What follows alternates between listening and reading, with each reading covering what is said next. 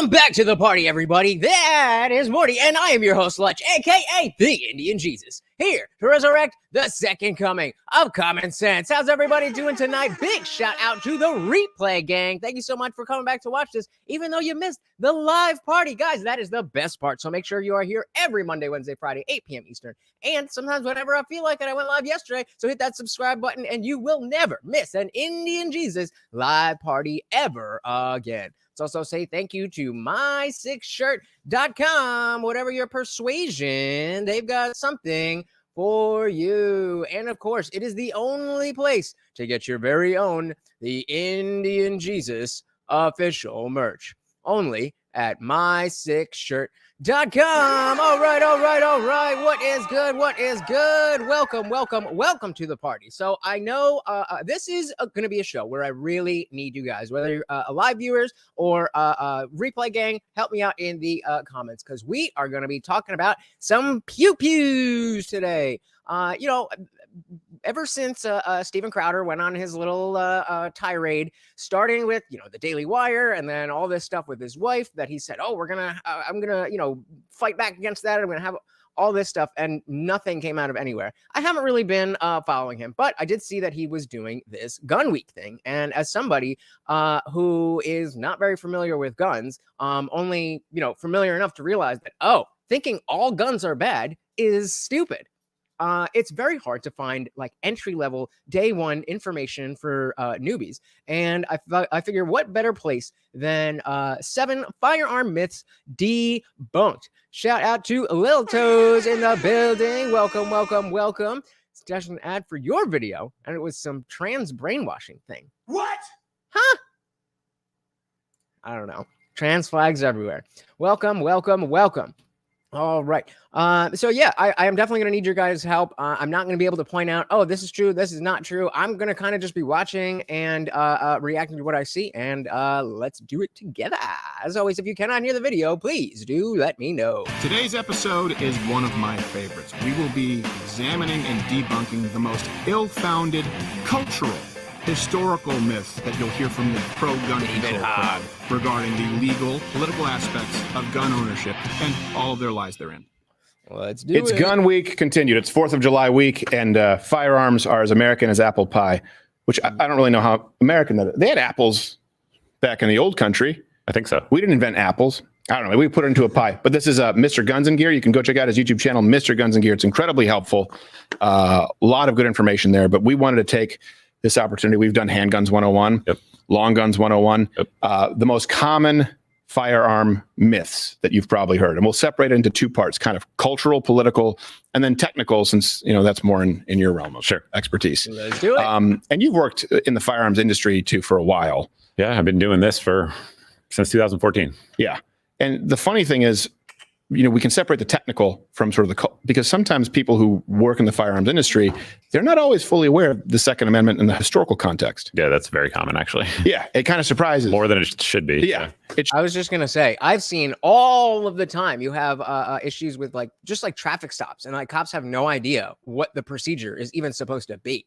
Shouldn't be, but look, we'll lead this with a clip for you, but right off the bat, we'll go through 7 and maybe +1 top firearms myths that you've probably heard culturally, politically, historically, as well as the rebuttals to those. We'll make all the references publicly available, but it's no secret that half of this country at this moment in time is vehemently against the idea of owning firearms. There is a way for us to make sure that lawful, responsible gun owners like yourself are able to use it for sporting, hunting, protecting yourself.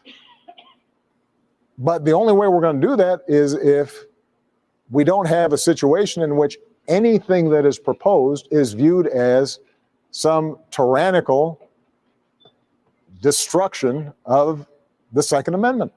Well, then don't propose tyrannical destructions of the Second Amendment. That'd probably be the easiest way to get people to stop worrying about that, right? Do you think that reinstating going back to 2014 now, the ban on assault weapons and banning high-capacity magazines would do any good? Yes, I do. We cannot let a minority of people, and that's what it is. It is a minority of people. I thought we fight for minorities in this country. That's what I thought. hold a viewpoint that terrorizes the majority of people. Hell yes, we're going to take your AR-15, your AK-47. And then, of course, moving up to 2019, when they're not pretending anymore. That was when the gloves were off, the mask was off, and no, we're not pretending that we're not going to try and take your guns. We are coming. Hell yes, we are coming to take your guns. Allow it to be used against our fellow Americans anymore. If you want to protect yourself, get a double-barrel shotgun. So, Jill, if there's ever a problem, just walk out on the balcony here or walk out, put that double-barrel shotgun and fire 2 blasts outside the house. I promise you, who's ever coming in is not going to, you don't need an AR-15. It's harder to aim, it's harder to use, and in fact, you don't need 30 rounds to protect yourself. Now, again, I am a super noob when it comes to guns, but that is completely backwards, right? As far as I understand, shotguns have a big blast, and the AR-15 is specifically created to be an easier fire and easier to aim. Now, buy a shotgun. So it's not one of the myths here, but MrGunsNGear and I were just laughing. Mike, I'll call him Mike in case you guys get confused, at former Vice President Joe Biden saying, it's too hard to control AR-15. Use a double-barreled shotgun. Yeah, that's definitely much harder to control. It's incredibly difficult to control. The AR-15 is hard to aim, is it? Yeah. With a red dot? I mean, Who, Biden or one of these guys? Biden always looks like he's drugged out of his mind. It really couldn't be easier, right? unless you're Elmer Fudd. So this brings us to 7 myths. So I think these are the ones that you'll most commonly encounter. Number 7, very common myth that you'll hear, that the Second Amendment, how often do we hear this, only applies to muskets. What's the truth? No, that's still a graphic there. So it says this is the gun our founding fathers used. It fired 1 or 2 rounds per minute. This is the AR-15 rifle used in today's school shooting in Florida. It fires 45 rounds a minute. And bottom here says, times have changed. Guns have changed. Our gun laws should change with them. And nope, I'm good with that. But look, you know this better than probably I do, but historically the founding fathers were well aware of the technological advancements with firearms. And there were actually, at that point in time, many firearms that were far more advanced than the So is this Celebram repeating flintlock of 1781? So not long after, not some long in the future type of technological advancement from when the Constitution was written. Muskets that were used in the military, and it just wasn't cost effective. Right. Or it was slower to reload, or there's different reasons they went with it. But yeah, there was semi-automatic air guns were very common in the period. And when you think of an air gun, a lot of people think of like a pellet gun, but these things were legitimately lethal guns that could be used for hunting, self-defense, war, whatever the case may be. I mean, I've been shot with a pellet gun, and then things hurt. Right. Additionally, there was volley guns, which had the capability to fire multiple projectiles. I mean, there was a ton of them. Yeah. Well, so to give you an example. And so that, what we just saw here, the capability. This would be a similar thing to what our current 12-gauge shotgun would do, where it has multiple projectiles, right? Fire multiple projectiles. I mean, there was a ton of them. Yeah. Well, so to give you an example of a few of them, and you can check all of the references, there was the Kalthoff repeater, actually, which is one I wasn't super familiar with. In a previous video, I addressed sort of the puckle gun, the pepper box revolver. The Pieta Navy pepper box revolver from 1851. Wow. That and I mean, again, looking at this as a novice, this doesn't look that mechanically that much different from the kinds of guns that you would use today. I mean, obviously it doesn't look like an AR-15, but if we're talking about a regular revolver, think about the gun that Alec Baldwin shot that lady with for his movie. It didn't really look that much different than what you see here. There's the belt and flintlock. There's the flintlock machine gun, actually, and the Girandoni air rifle, which you may not know, that was an air gun that was used the Lewis and Clark expeditions. As a matter of fact, they used that high-capacity air rifle to showcase to all the Native Americans to say, hey, look how much more powerful our boom boom sticks are to bow and arrows. It was something that the government was aware of and actually encouraged to be used as a display piece. Right. But in 2014, Hillary Clinton says no. So that's, and not to mention, of course, you would have to apply this same rationale to, well, the First Amendment does not apply to the printing press, let alone to your iPhone. To the internet. Right. And they were aware of all these technological advancements. These guns existed back then. They were high capacity. And let me give you one more truth that I think is pretty important, interesting. It also applied to cannons. So this is actually a private letter of Mark in 1812 from James Madison. Yeah, Tim Pool talks about this all the time, where you were always allowed to have the same weapons of war that the government was using. To a privately owned ship. So it says, be it known that in pursuance an act of Congress passed on the 26th day of June, 1812, I've been commissioned by these presets, it's Old English. The private, all right, I'm going to let him read. To have cannons. They basically were saying, let me just sort of summarize this for you. They were saying, hey, thank you. We're coming into contact with, like British forces, and we're out here on our ship. We just want to make sure, is it okay for us to have cannons? And Madison said, Second Amendment, yeah, you can have cannons. Yes. Which would be the equivalent to approximately maybe like a javelin. Like, yeah, something today. An AT-4. Yeah. Some kind of bunker busting weapon. Yeah. It was and people always talk about like well, you think you could have nukes? It's like, just think about that question for 1 second. Where do you think nukes come from? Does the government make nukes? No. Okay, so there's somebody who's allowed to own those nukes, right? So why not me? A very heavy and by the way, you can also still have cannons. Yes, you can tell them shipped to your house. Today, as of right now, you can have huge cannons shipped to your house, and it's perfectly legal. There's no background check, nothing. Okay, well, that's a conversation. I don't necessarily know that that's I guess, what are you going to use a cannon for? Right. YouTube videos. Yeah, exactly. If you have someone small enough to fire it. I mean, if you're working in the circus. But the point is, cannons back then, the letter we have, I have commissioned a private armed brig called Prince Neufchâtel. I think I'm pronouncing that correct. Neufchâtel. You're French-Canadian. You're French-Canadian, Crowder. And you don't know the word Neufchâtel? They named a thing that's similar to cream cheese after it. Mounting 18 carriage guns. So this was something that, again, one of the founding fathers knew about, said, yeah, you can have cannons. Which brings us to another one, myth number 6 that you probably run into. And this is remedial for a lot of you, but for a lot of folks, it isn't. They still encounter these, for example, if you're in high school. You'll still hear these myths touted on a consistent basis. And this is exactly, again, why I'm doing this is because I know that there's a lot of lies, especially around the politics of guns. But it's very hard to understand. Like, okay, I heard, that this was that the AR-15 was the worst thing ever. Like, okay, now I know that that's not true. Where can I go to get the other side of this baseline fundamental information? That the Second Amendment is only for the militia. What part of your ass is part of a well-trained militia? We've heard that famous quote, right? Well, I think first we can read the Second Amendment. Sure. I think to start with that. Yep. And then sort of get into more historical context, the corroborating documents that clarify what constituted the militia. So here is the Second Amendment for people who haven't actually read it.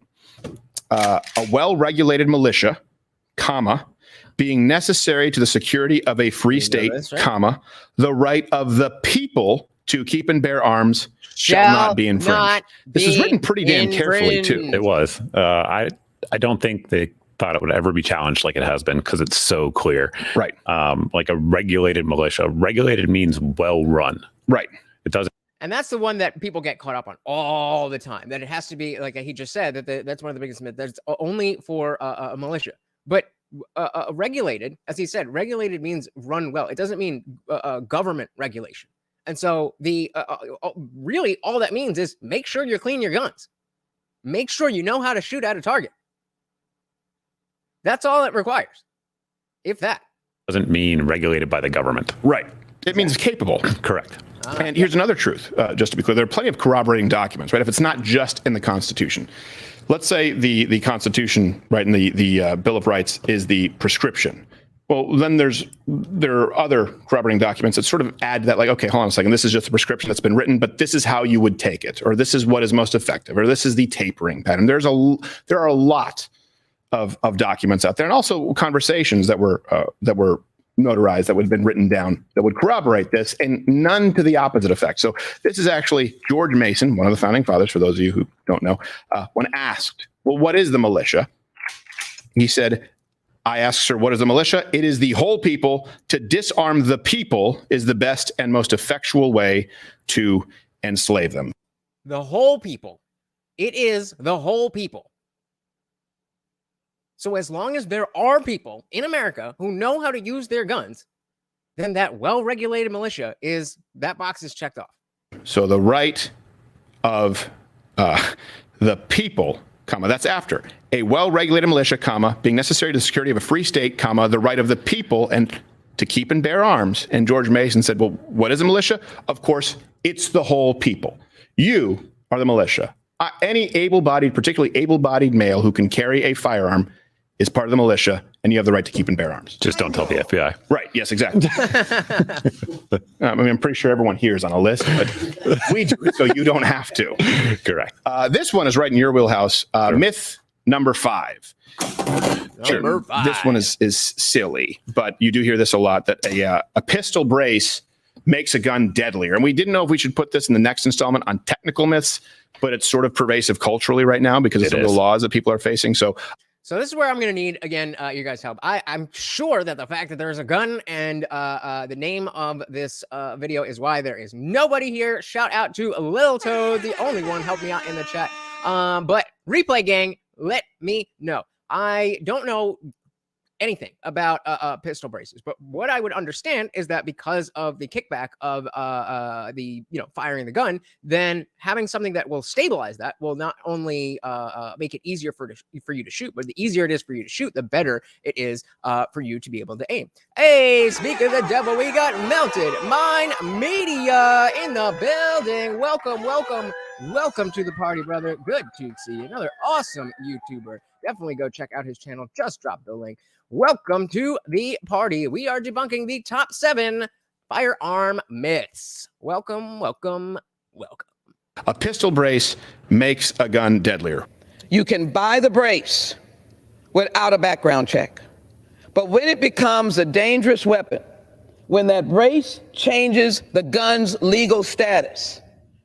Well, but the legal status is set by you. So whether the legal status has changed is not really, and that begs the question, is there a reason for the legal status to be changed? And we'll take a look at the chart. And makes it, in essence, the same that caused the mass shooting at a Boulder, Colorado supermarket.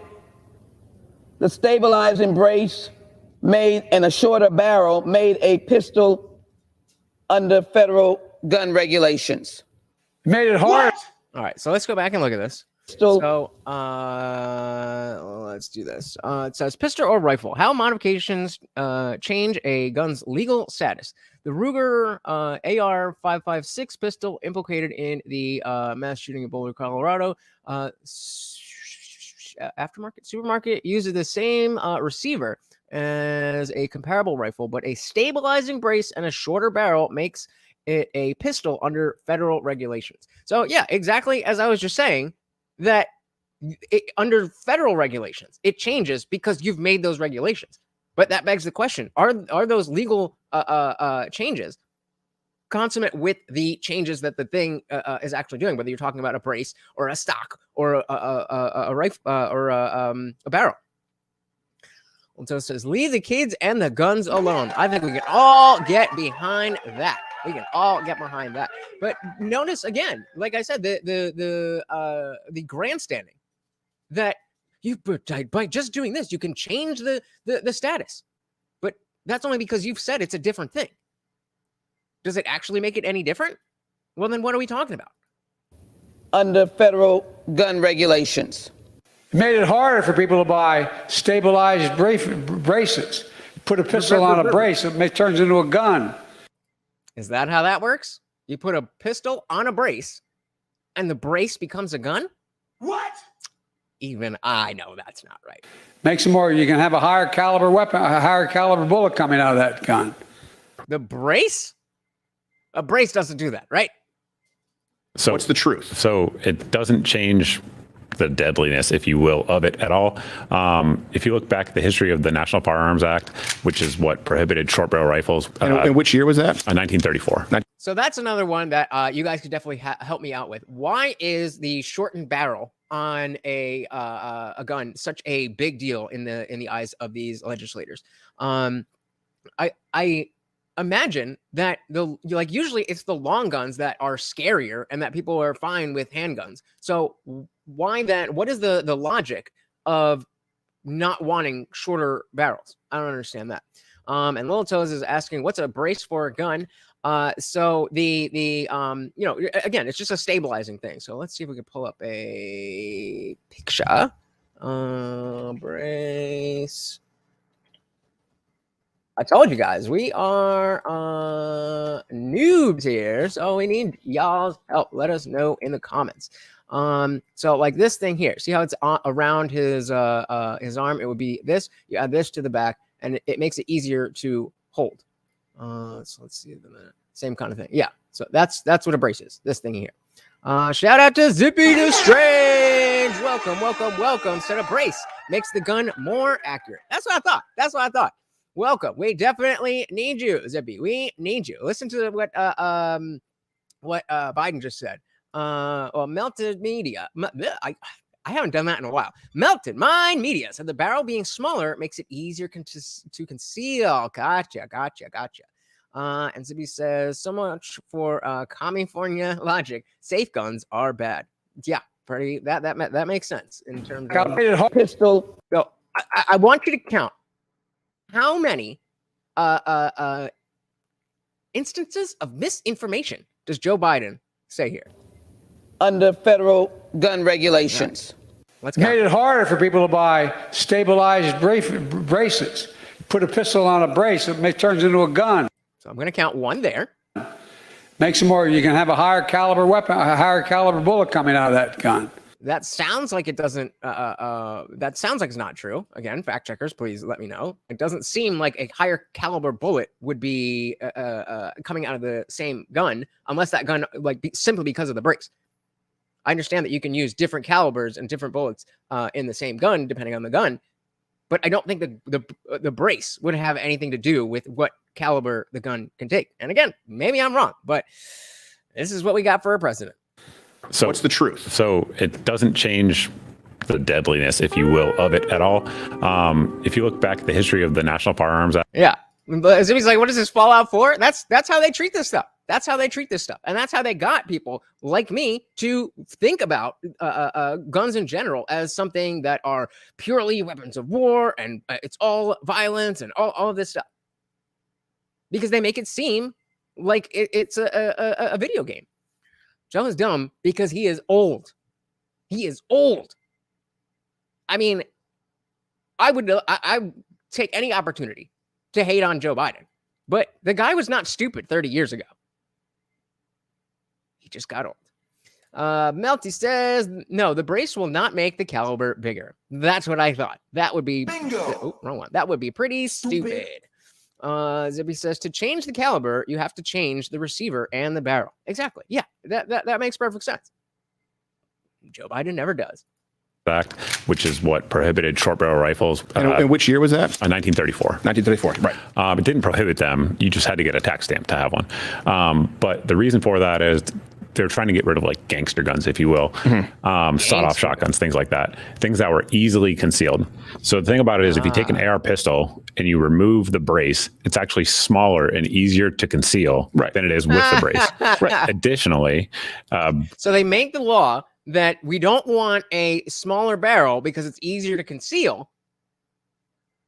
But then you do the complete opposite and make something else that'll make it easier to conceal, and they're all good with that.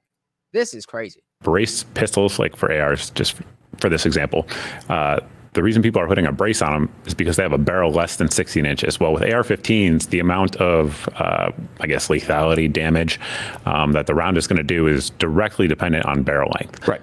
So they're putting them on guns with shorter barrels, therefore they're less lethal than it would be if you had a full-size rifle. Right. And to be clear, the reason for that, for people who may not necessarily be super familiar with ballistics, is you have that powder burning, right? And the longer the barrel, every round kind of has an ideal length to sort of simplify it.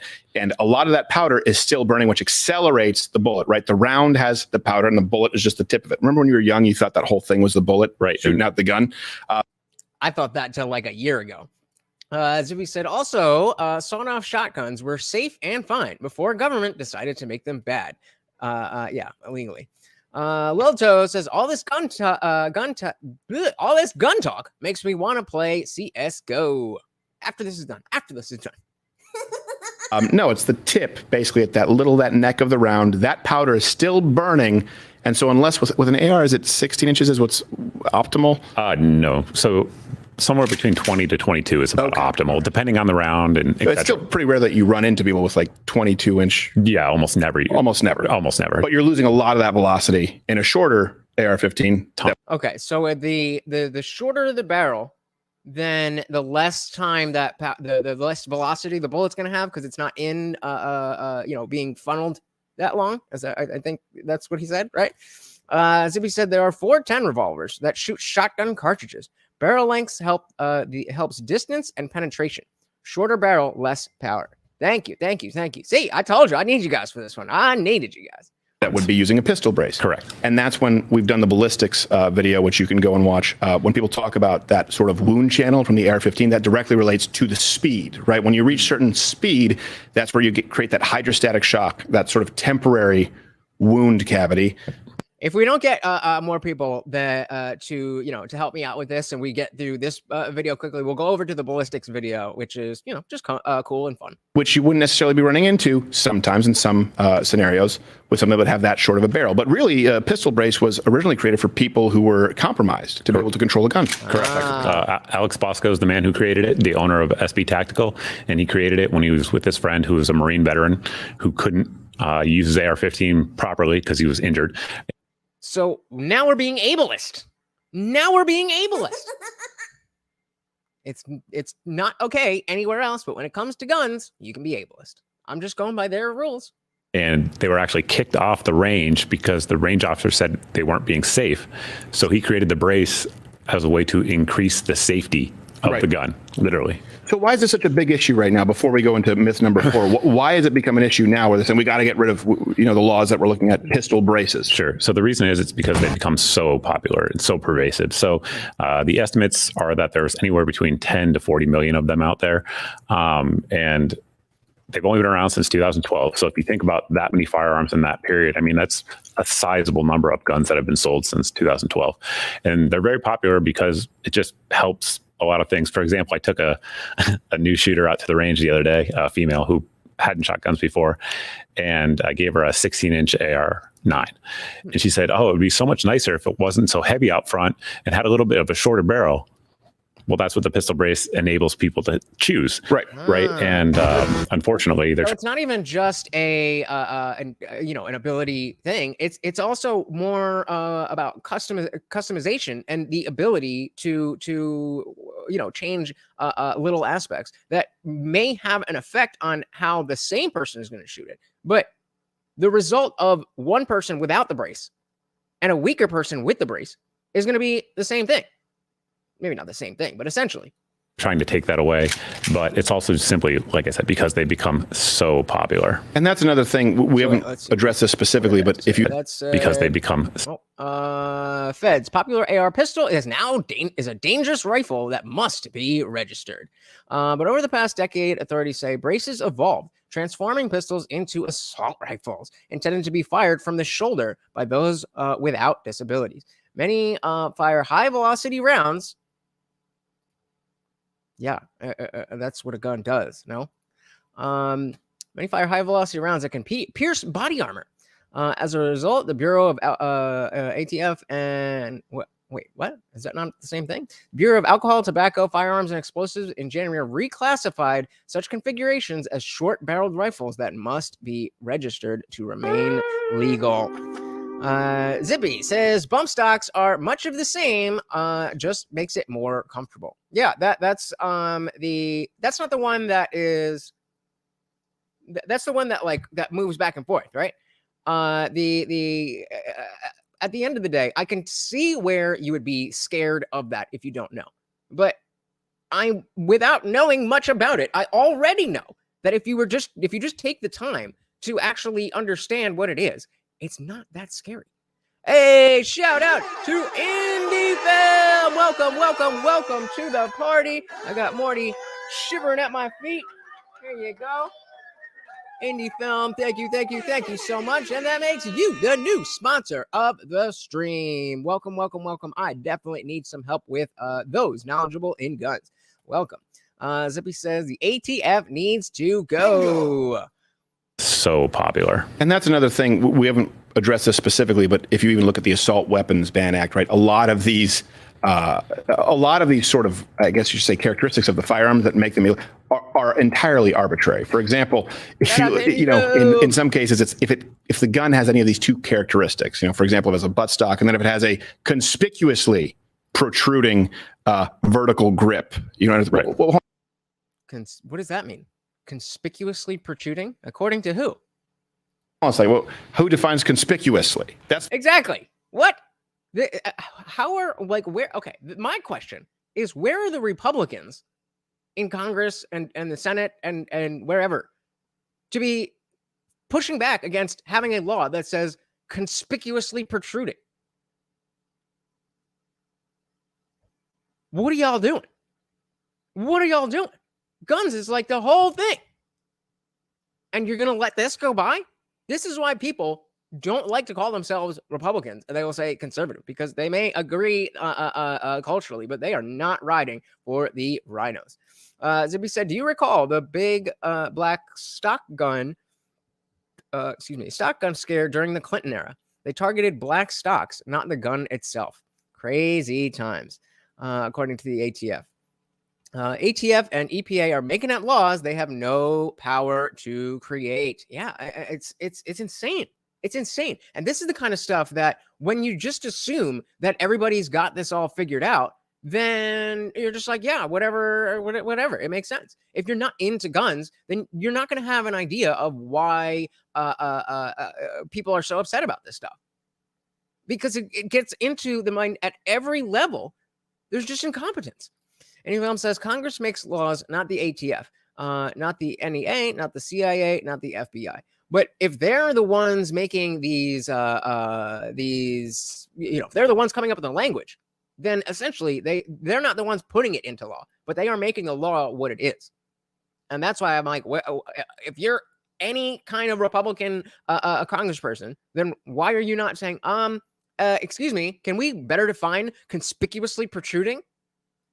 It's the term that defines it versus, I guess, inconspicuously. It's okay, the pistol grip on a pistol, but on a rifle, this is okay. This is now an assault weapon. Okay? What? Assault weapon. Sure. And I know you think I'm being reductive. That's actually true. It's absolutely true. The ATF has actually issued letters from their Fat D division, which is their division that I guess makes rules, doesn't make rules, clarifies rules, whatever they claim that day. Yeah. But they have issued letters stating exactly what you just said in writing for public consumption. So yeah, he's not making that up. That's crazy. That's crazy. Zippy says, and now states are making up laws that they cannot make, like making people pay fines and taxes. People who live in other states, federal government has dropped the ball. And people who live that I mean, and this is, again, what I don't understand. Like, there's so many people on both sides of the aisle who are in favor of gun rights. So where is the push coming from? It's the people that don't know any better. So why don't those of you who do know better, call your congressman, be like, hey, what's going on here? We need to fix this. Oh, no. I'm glad that was up, so I don't have to read it. You guys can read that one. Good one.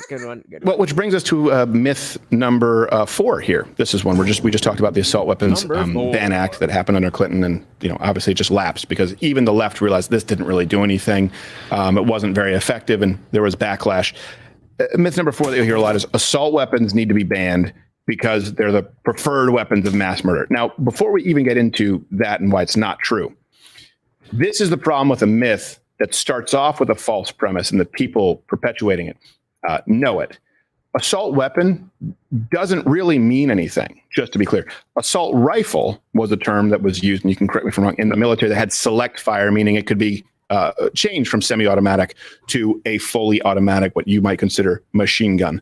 That's an assault rifle. Right. Assault weapon just means weapons that may be scary looking to someone who doesn't know about guns. Correct. Oh, so there actually is no such thing as an assault weapon. They're just what? More semantic obfuscation. It's bad, therefore it is this thing. I mean, I don't understand how those of you who are gun enthusiasts, how are you not talking about this more? How are you not talking about this more? Why don't I see this everywhere? Why don't I see, people trying to educate those of us who are already on your side but just don't know? You have to seek out this type of information. Why are you guys not just plastering this everywhere? Correct. There's been at least 2 assault rifles like that were real things. The Sturmgewehr that the Germans used literally translates to assault rifle, and then Bushmaster made one that they marketed in the probably late 80s, early 90s. That was called the assault rifle as well. Right. So yeah, outside of those, there's no assault rifles. Right. And then the term assault weapons is even more. It just means whatever we don't nebulous. like. Right. It means it's black and scary looking. Yes, exactly. Pistol grip. No. Rifle grip. That's what Lena the Plug said. Fine. Vertical foregrip. No. Right. If it's slightly angled, it's not an assault weapon anymore. Magic. So that's yeah. Zippy says anything that can be used as a weapon is an assault weapon. I mean, and following up with any film, a pillow can be an assault weapon. So I guess it's not that there's no such thing as an assault weapon, but it's just such a broad definition that if a pillow can be considered an assault weapon, then how can we be using that as legal verbiage? It doesn't make no sense. That's the premise. Just deconstruct that. If someone says assault weapon, they're a silly goose. You can tell them so. But let's go with what we think they mean. When they say assault weapon, they're probably talking about something that's like an AR-15. Or an AK-47 variant. A semi-automatic variant, right? Rifle variant. Okay. Yeah. Here's the truth. In 2020, rifles themselves, this would include all rifles, they were responsible for 408 murders. That's 3% of all firearm murders. Now, okay, obviously we don't want people dying. But people are going to die. 400? 400? I just heard, well, was it last week or something, that there's been more mass shootings than that this year. Zippy says pillows and soda bottles can be used as suppressors. Well, that definitely makes it an assault weapon, right? And when they try and say the AR-15, oh, these are the guns of mass shooters. It's their weapon of choice. 77% of wow, it's still surprising me when 77% of mass shooters used handguns. And going back to, I wonder why that is. It's probably a lot easier to conceal a handgun that's that big instead of a long barrel rifle. What? Oh, yeah, exactly. Yep. I mean, that's true across the board. A lot of the most famous ones, Virginia. 77% of handguns, 25% use assault rifles. The known mass shootings, 30. Engaged mass shooting. Illegal purchases were only 13. And 80% of individuals who engaged in these shootings stole guns from family members. So all this talk about background checks, this, background checks, that, like, people got background checks. That ain't helping. Well, I mean, trying to get more background checks isn't helping. Wow, it's still surprising me when 77% of mass shooters used handguns. Yep. I mean, that's true across the board. A lot of the most famous ones, Virginia Tech for one, 9mm and 22 pistols, both. Right. Yeah, and it's one of those things. Well, no, it's actually not the more famous ones. It's just the majority of them. The majority of mass shootings are done with handguns, but the more famous ones are the ones that they can sensationalize. When you got a picture with the guy and he's got a long barrel rifle, that sells. That gets clicks. When you have, a shootout between two rival gangs and they're all using stolen handguns, that's not much of a story, is it? Any film said a gallon milk jug stuffed with cotton balls. Yo, I'm getting scared of you guys. Zippy said background checks is moot. The failed civil war on drugs has guns on every other street corner. Absolutely right. Absolutely right. I mean, whether or not you are in favor of people using drugs or the ability to use drugs or not, you cannot deny that an overwhelming, I was going to say majority, maybe it's not a majority, probably is, but I'll just say, and just say an overwhelming swath of the violence, the gun violence that we see is because of drugs. If you just legalize it and regulate it, yes, I'm asking, the one time I'm asking you to regulate something, then all that violence goes away. Or sometimes they'll have something that could be considered an assault weapon, right, but they'll actually fire more from a pistol, or, for example, a pistol carbine, I believe, in Nashville. Yeah, which was crazy. Yeah, she used a Kel-Tec Sub 2000 to actually do the shooting, but she had a braced AR-15 pistol that would have been possibly worse for folks involved, I guess, but she didn't choose to use it, thankfully. Right. Yeah. Instance. But used a Kel-Tec. Of all things. I know, of all things. Gross. It's gross. So, why is that funny? Let me know in the comments below. Brings us to myth. Sorry, Kel-Tec. I'm sure you have some good things. Myth number 3, and this is one we've addressed on the show. I believe we have a clip. But again, it's a lie, and it's an agreed upon lie from half of the people in power in this country. So he says a lot of crime stems from the drug war. Some of it done by government for profit.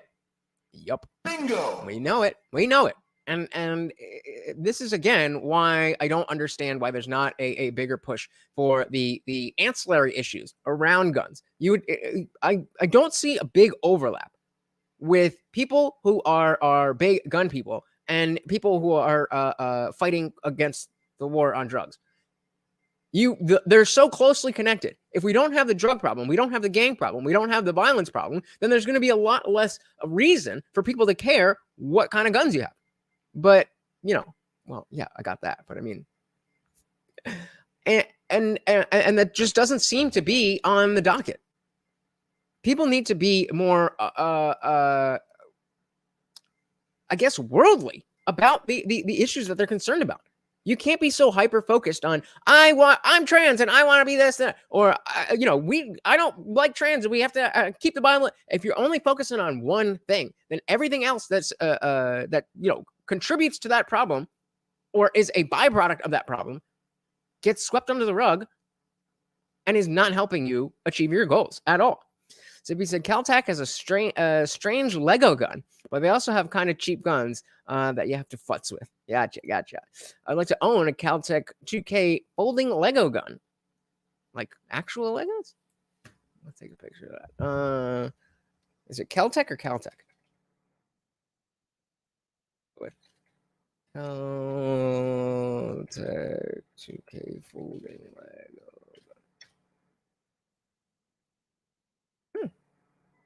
Interesting. This is what Zippy's looking for. Oh, and so it folds over like that, and then it comes down like that. That's pretty cool. That looks pretty cool. They know that it's not true. And that myth is that guns, and you'll hear this on CNN, you'll hear it everywhere. I want you to remember this. Check the references. So when you say, that's lingo. To mean like that makes me think of there was this phone. I forget who was making it. I think it might have been Motorola. But there was a phone where instead of having the standard phone where it's just like you open the box and this is what it is, you would customize how much power is going to different things in your phone. So if you wanted a longer battery, then you could order that. If you wanted more power in the speakers, you could do that. If you wanted more bigger bandwidth for your Wi-Fi, and all that was changeable with different little mods. And make available. It is not true. Guns are the leading cause of death amongst children. And according to the CDC, the #1 cause of death for children ages 1 to 19 in this country is gun-related violence. Oh, wow. So she actually did say the full thing, 1 to 19, not including infants, and going all the way up to 19, which is, again, something I found out not too recently, but among one of these types of conversations where I realized I had a very stupid position on just being completely anti-gun, that the statistic is kind of a screwy statistic. Since when do we consider 19-year-olds children? And since when do we not consider infants children? Oh, when it's convenient for the narrative. Or in other words, semantic obfuscation. Data from the University of Michigan also shows gun violence increased dramatically from 2020 to 2021. Okay, here's the truth. And then I'll point out something really silly with that clip that you just saw. The leading cause of death among children ages 1 to 14, accidents, just to be clear. Now, where else do you ever hear children's ages 1 through 19. You cannot find me a board game that says ages 1 through 19. Find me a show that is made for children ages 1 through 19. We usually have 1 and up, which may mean 1 to 4, 4 and up, right? PG-13. Nowhere else do we include a demographic that 1 through 19, which, by the way, includes legal adults and people who can be tried as legal adults. We don't do that anywhere else in our legal. We only do it here so that we can cheat those numbers. We can lie about those numbers. So the number one cause of death, to be clear, 1 to 14 years old, which is still a pretty wide spectrum. Right. Yeah. And the infant mortality rate is a huge factor, which is why they don't consider anyone under 1 year old. It wouldn't even be close. Zippy says it's a simple gun you can fold, toss in your pack, and go to the range. Yeah, that sounds like it does look pretty cool. What gun violence? Violence against whom? The vast majority is criminal on criminal. But again, they're only criminals because they're engaging in behavior that you have, not you, but the government has deemed illegal. If you could just get, the same way we see that if you can just get weed at the corner store, then there's no reason to go into the bad part of town and deal with people. Like, that whole business falls apart. Now you're still going to have people who, for whatever reason, it's going to take some time. But the way they've done it in Portugal is, give me 1 sec here. They, all right, hold on. I'll bring a friend up.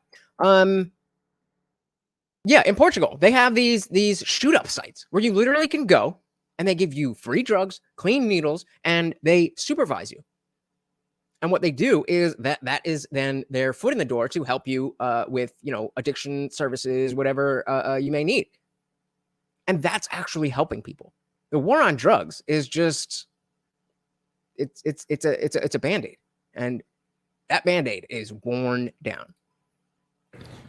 Is accidents. Now, the study that these gun control advocates are actually using, it defines kids, again, up to 19 years old. 85% of those children killed by guns in 2019 were in that 15 to 19-year-old range. Now, you change that where you change the number in the study to men and boys, the number gets even smaller.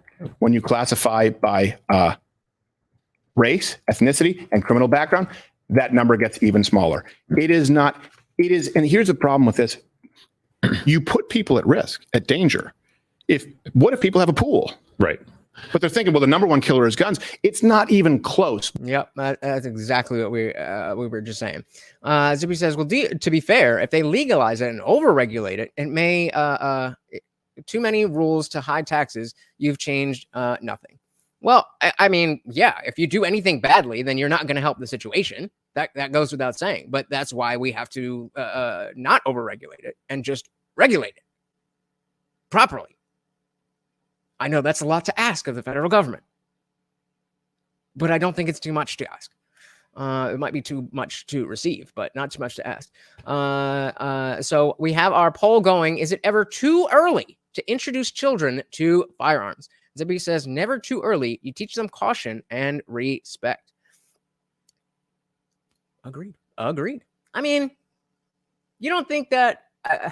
because again, I purposely use vague words to kind of get you guys to have your own interpretations. Is it ever too early to introduce children to firearms? So that doesn't necessarily mean, you are putting, just putting a gun in your infant's hand and walking away. But maybe have them displayed in the house, or talk about them, or I'm sure there's got to be children's books about guns. If not, then what are y'all doing? Somebody, that's a market that needs to be tapped into. So yeah, I think I'm going to agree 100% with Zippy. Never too early. Also said, one thing at a time. Legalize it first, like with owning nukes. Well, as I was saying at the beginning of the stream, where do you think the nukes come from? The government doesn't make nukes. There's private companies. So if private companies can own nukes, why can't I?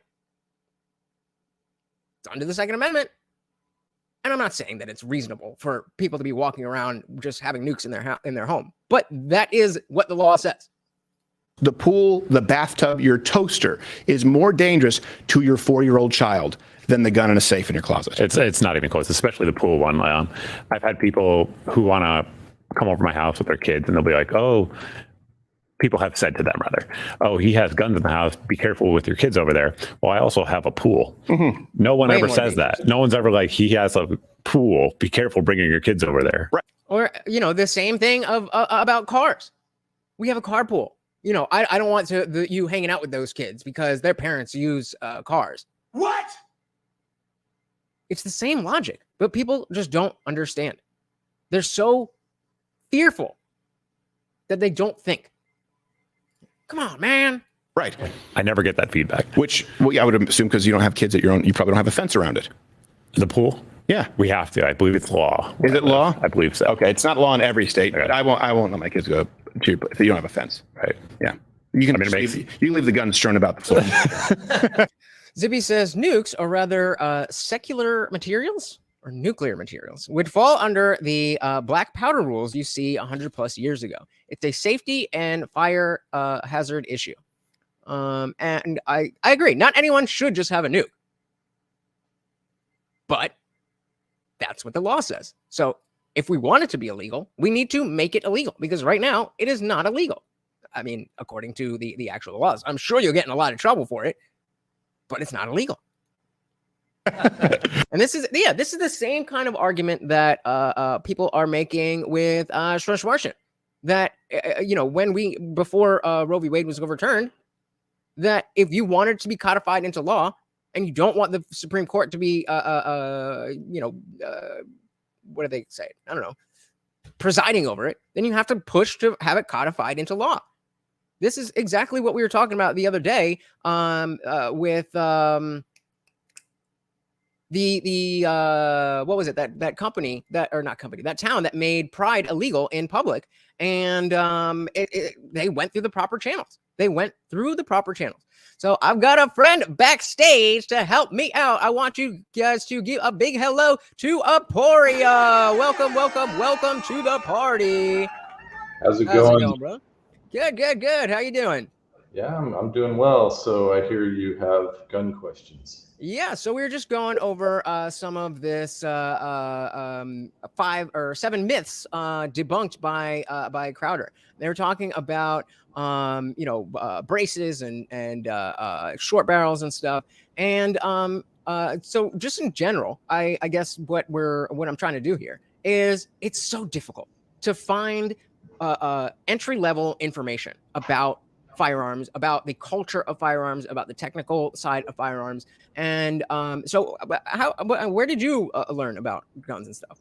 Well, they were around me.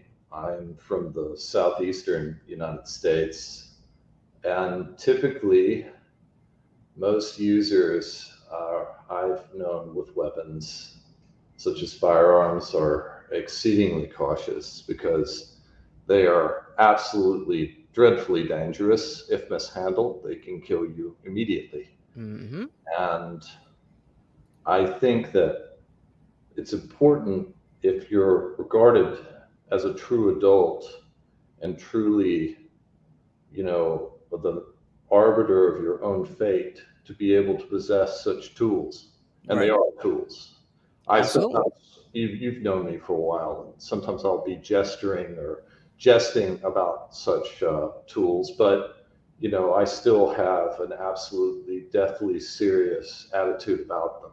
Mm-hmm. And I think it shouldn't be so serious that you still don't play with them, but you play seriously with them, because you have to mess with anything you truly want to master. And I think it's one of the coolest things about being an American is that we are absolutely armed to the teeth. And I think that has protected us. Absolutely. Yeah. And I mean, that's the whole thing about why, so one of the other myths, I don't know if they're going to get to it in the video, is like when people are talking about, people who are for gun control, they'll be like, oh, you think you could take on the whole government? They have nukes. It's like, first of all, look at Waco. Second of all, do you understand the optics of what it would be for a president to nuke an American town? For what? Because somebody had a type of gun that you didn't want. Like, this is not a reasonable thing. But to somebody who, like me, who didn't know any better at the time, I was like, oh, yeah, well, they got bigger guns, so they win. Well, there's logistics involved. And such hyperbolic leading statements are meant to demean. I remember one of my college professors, 15 years ago, would say, well, they've got F-15s and bombs. And, well, we had bombs. The Vietnamese had their jungle and their tunnels and their relentless, resistance. Right. And as Zippy's saying here, Afghanistan did well both against the U.S. and Russia. And not pretty, but it certainly makes them, that's one of the sad things about conflict is you have to be willing to bleed and sacrifice. And that's the masculine role throughout the 5,000 or so years of human history. And recently we seem to be on the path to fully emasculate and infantilize the American citizen. Absolutely. So that we're all a bunch of easily controlled slaves. Oh yeah, now on the head. Completely agree. So do you want to hang out for a little and go through the rest of this video with me? We got a little bit left. Man. Yeah. All right. So I'll back this up to where they were. Yeah. So they were most recently talking about how parents will say, I don't want you going to hang out with that kid because their parents have guns, but they don't say anything about, that kid has a pool. What if people have a pool? Right. But they're thinking, well, the number one killer is guns. It's not even close. The pool, the bathtub, your toaster is more dangerous to your 4-year-old child than the gun in a safe in your closet. It's not even close, especially the pool one. Right. I've had people who want to come over to my house with their kids, and they'll be like, oh, people have said to them, rather, oh, he has guns in the house. Be careful with your kids over there. Well, I also have a pool. Mm-hmm. No one ever says that. No one's ever like, he has a pool. Be careful bringing your kids over there. Right. Nope. Same thing. If you want me to pause, if you got something to say, again, I am very out of my element here. One thing I would point out, if I recall correctly, a mass shooting technically right now is defined as an event that produces 3 or more casualties. Yep, not even deaths. No distinction, and I don't know if you covered this already before I came online here, but there seems to be no distinction over motive or circumstances. They're obviously creating a filter to project a greater incidence of these mass shootings than what we would probably, because when we close our eyes and we imagine a mass shooter, we're picturing some deranged individual shooting innocent people at and that's what they want you to think. That's exactly what they want you to think. But it is not, in fact, thus in most instances. Definitely. Shout out to Trey Williams in the building. Welcome to the party. Said growing at 5, we would growing up at 5, we would go turkey hunting with the men of the family, and at 7 we got to actually got to shoot them. There you go. So, we have a poll going that asks, is it ever too early to introduce children to firearms? What do you think about that one, Poria? I think that's ultimately up to the discretion of the parents. I mean, naturally, I think if you've got a 3-year-old running around with a shotgun that weighs more than he does, that's ridiculous. Probably not a good idea. And that has to be there. Or if you've got a 13-year-old that's just an idiot that shouldn't be trusted with such a firearm, then that's all another case. And there's 26-year-olds out there that have no business being near these things. And that's what requires us to have judgment, to sit there and look at someone and discriminate between who's an idiot and who's not. Yeah, and that's I always do a poll at the beginning of these, and I try to word them vaguely so that when you're reading it, you're not really sure what angle I'm coming from. And so when I was thinking about introduce children to firearms, I'm thinking about putting it in their hands. But Zippy is Strange, I'm looking for the comment, says it's never too early, and I'm trying to think about that. And using the word introduce, that doesn't mean putting it in their hands. That might just mean talking to them about them, having them understand why this is not a toy and it is in fact a tool, and all that stuff. Yeah, exactly. You teach kids responsibility, etc., etc. Shout out to Mike Mike W.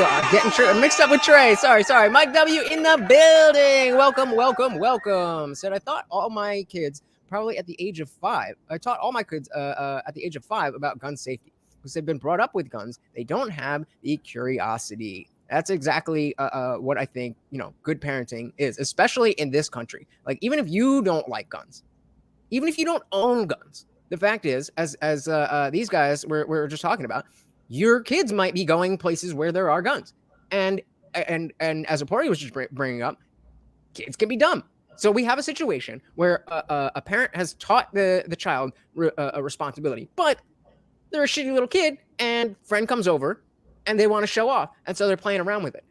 But if you're that kid that the other, you go to someone's house and then you're going to be in the position to understand, okay, this is not something that I want to play around with. I never get that feedback. I would assume because you don't have kids at your own, you probably don't have a fence around it. The pool? Yeah, we have to. I believe it's law. Is it law? I believe so. Okay, it's not law in every state, but I won't let my kids go to your place if you don't have a fence. Right. Yeah. You can leave the guns strewn about the floor. But the pool is by far more dangerous. Pool, bathtub, trampoline. It's one of those things that it's a lie that's repeated often enough. You've heard that old adage, but I'd like for you to think of it a different way. It's an agreed upon lie. Do you believe that former Vice President Joe Biden doesn't have access to these statistics? Do you believe that Barack Obama doesn't know better? Kamala Harris, Nancy Pelosi, do you believe that they actually think 1, 2, 3, 4, 5, 6, 7, 8, 9, 10, 11, 12, 13, 14-year-olds are at greater risk of being killed by a firearm than common accidents, than automobile accidents, than common household items? Of course they don't. It might happen I'm not looking at the statistics of how often this happens versus that happens, but it's more likely that an accident is going to be something that's not something to do with the guns, which doesn't mean that accidents with guns can't happen. It just means that if your kid is going to get into some type of accident and get hurt, that type of accident being something to do with the gun is probably not going to be it. I've actually, and I don't agree with, even if there were more accidents with them, it's just one of those things, we're all going to die, and obviously not enough people are being killed by this to where, like, I've never known anyone to have lost a child due to a gun mishap or accident. I've known of a close call. There's one that I could think of off the top of my head, and they were being stupid, and children are stupid. And I actually know of a video I've seen where some African-American children were goofing around on a stream, and a girl shot one of her cousins and then suddenly decides to shoot herself, and it was awful. Oh yeah, I would not show it here, but definitely not. Been around the internet page, I've seen this, and it happened so quickly, and it was like this girl had access to what appeared to be a heavily modified Glock pistol, and she was probably 13 or 14 years old, and the parents shouldn't have allowed a child to have that. That's a phenomenally insane situation. Like, if you're going to have a child left at home, like a 12-year-old or a 13-year-old, leave it with a long gun. Because I tell you what, a shotgun and a 13-year-old inside of a house could probably keep at bay whoever would ever disturb them. And we can't, like having a child is almost like an encumbrance to the point where people are completely removed from circulation. And in the past, 100 years ago, a 13-year-old could be trusted to perform any number of complicated tasks on their own. And this goes back around to the whole infantilization process we have underway here, which is its own discussion. I know I'm kind of meandering off topic. No, you're spot on. And I was, just before you came on, I was talking about how so many of these issues are intermingled, and people get hyper focused on one thing. Because Zippy Strange brought up how much of this gun violence comes from the fact that we have the war on drugs. But you know, there's so many different areas that it's creating the circumstances for all of this violence. And so Mike here says they did a newscast. They put a gun in a couch and let kids find it. The ones who knew about guns told the adults, and the ones who didn't played with it. And so, I mean, you know, shout out to Zippy again. That I definitely don't think it's ever too early to introduce the idea of firearms to children. What they do, what they're for, and what to do if you find them. Zippy says, I do not think we need to make Darwinism illegal. It makes the government more tyrannical when you do. Dumb kids will lose fingers around power tools. Yeah, I mean, that's you know, kind of just the Darwin Awards. That's going to happen. I think still Zippy, you could probably incrementally increase the risk, just like you would incrementally increase your weightlifting. You know, these children hypothetically are your charges, so their failures are also a reflection of your care and attendance to their learning curve. And so, you know, you might start with squirt guns, pellet guns, or Nerf guns, and if the, you know, 8-year-old can't restrain himself from just randomly shooting his kid's sister in the head, well, then you're not ready for the next step. He certainly doesn't need to have access to anything more lethal. That's smart. That's smart. See, I told you I need you guys. Shout out to you, and shout out to Daniel Cabrera. Welcome, welcome, welcome to the party. Said the Americans versus the British once we started using guerrilla tactics. Talking about the like when we're talking about Vietnam and stuff. Welcome to the party, brother. Got a party? Oh, it was the Revolutionary War. Yep. With the British. Although the British did manage to burn down the White House in 1812 and just kind of had their way with us. But then, without the French, it might not have gone the same way. But we don't have to talk about that part. Mike says, Google the stats for children. Safety in schools. They're getting safer and safer every year. Yet people are getting more and more scared. More and more scared. I know a teacher who's in her first year of she's like 26 years old, single mother, friend of mine for some years, and she's utterly terrified of a mass shooting at her school. And I get the impression that they drill it into them so much that although, I mean, it's a very real concern. I understand her anxiety, but she has this profound emotional reaction to it. And it is hysteria is how I would describe it. And, you know, trying to have a rational discussion about the purpose of such systems and rights not happening. Something that's been poisoned. And Another great comment from Zippy. If only we did gun safety like sex ed. Well, like we used to do sex ed. Not, if we did gun safety like they do sex ed now, they would just be firing guns at you. But I think the point you meant is that you introduce it slowly. Again, I think that is a strong idea of or a good idea that would help this hysteria. To use your word, and it's exactly what they want. They want to be able to just move people in the direction that they want intellectually. I mean, and we just did a show with I don't know if you know Nuance Bro, but he went to I don't know why, but they did this. I think it was at the Capitol. I don't remember what it was, but they want to get 25,000 white women protesting for gun control at 5 a.m. on a Monday. I didn't think they would pull it off, but Nuance Bro went there, and there was maybe 7 or 8 different people that we got a chance to look at of him talking to, and every single person would just go, "Hey, what are we doing? What are we trying to do here today?" And like, well, we just need to protect our kids, and like, it's so scary, and this happened. Like, okay, but like, what are you actually asking for? It's like a ban on all guns everywhere. It's like, but the mayor already said they're not going to do that. I don't care. We have to show strongness. Like, ma'am, do you have any actual solutions? And they don't. It's hysteria is the perfect word. It is just sheer hysteria. Don't fall victim to an agreed upon lie just because enough people agree on it. Which brings us to myth. This one's always fun. Myth number 2. You hear this a lot. Number 2 is that if you have a firearm in your house, you're more likely to have it used against you, right? Here's the truth. No. That is the truth. That is the truth. That's just not true. But they cite one study, which we'll make available, and it's flawed in a multitude of ways. Everybody in the study, just to be clear, had already been shot.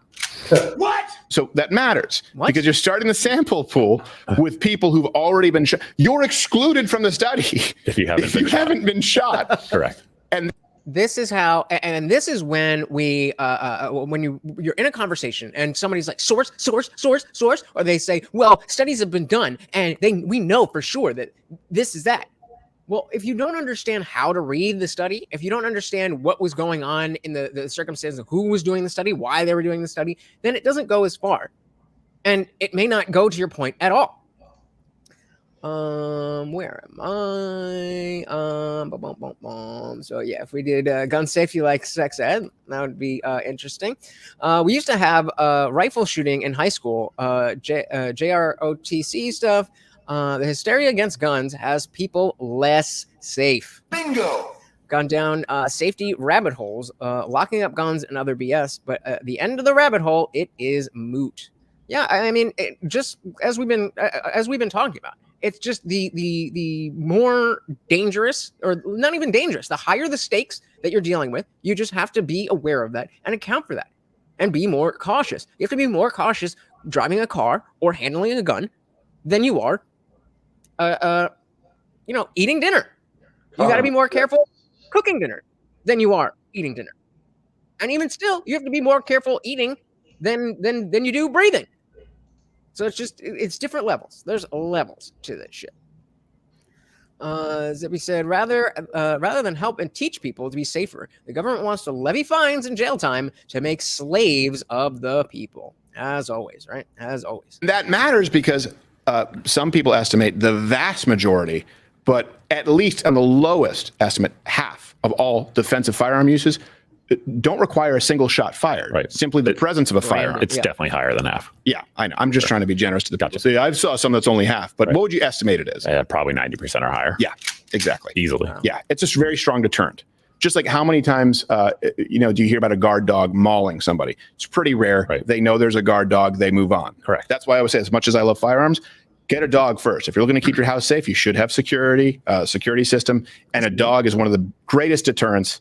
It's your eyes and ears when, if you're blind, deaf, and dumb. I mean, I don't know. Helen Keller may need a guard dog. But the point is, firearms are important, but it's not the panacea. But just one note on this. So before he goes on, Pori, I'm curious what your thoughts on this. We talk so much about how guns are the great equalizer, and everybody has to do this because all of that stuff. But on the other hand, it's not like just having a gun or possessing a gun is going to whisk all danger away.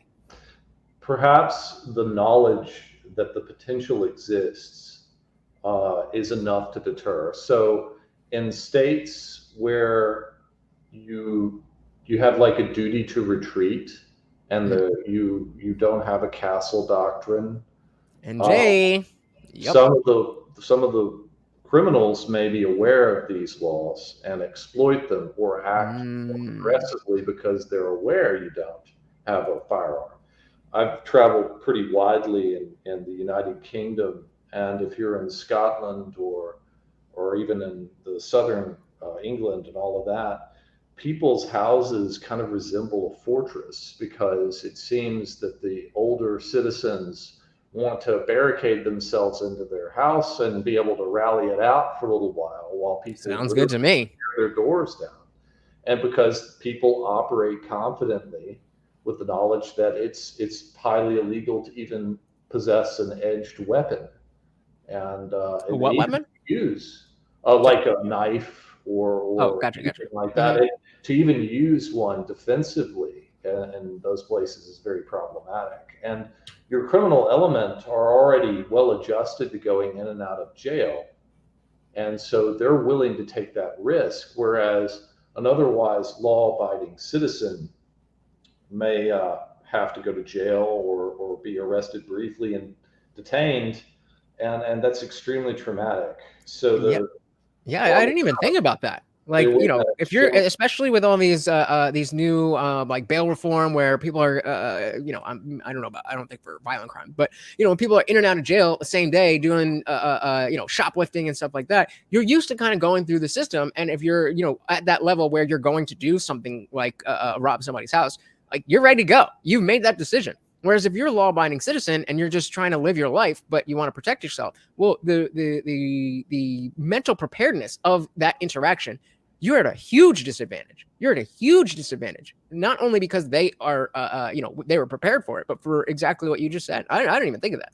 And then there's a secondary effect that this piggybacks off of. Okay. So we know that we have BlackRock and Vanguard, and these extremely large firms that seem quite willing to deprive us of our property and freedom. The mechanism to do that is equity, not equality of potential, but equity of outcome, which is, it doesn't matter that you obeyed the law. It doesn't matter that you're a good person or not. What matters is the composition that is desired. And the way to achieve that is to create conditions like a chemical reaction.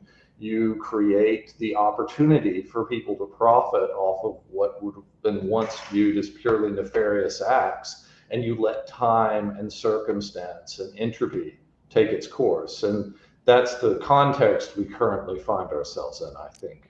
Couldn't agree more. And I think Zippy's with us, says equity is slavery. Yeah, 100%. Certainly the pathway there. Yep. Mike says, as soon as a child is old enough to handle a gun, you should take him to the range and let them shoot guns. They will understand the power of the gun and realize it's not a toy. Well, certainly more than if they have no idea and they only see it on TV and video games and stuff. Like that one. Let's all give a big F you to Fauci.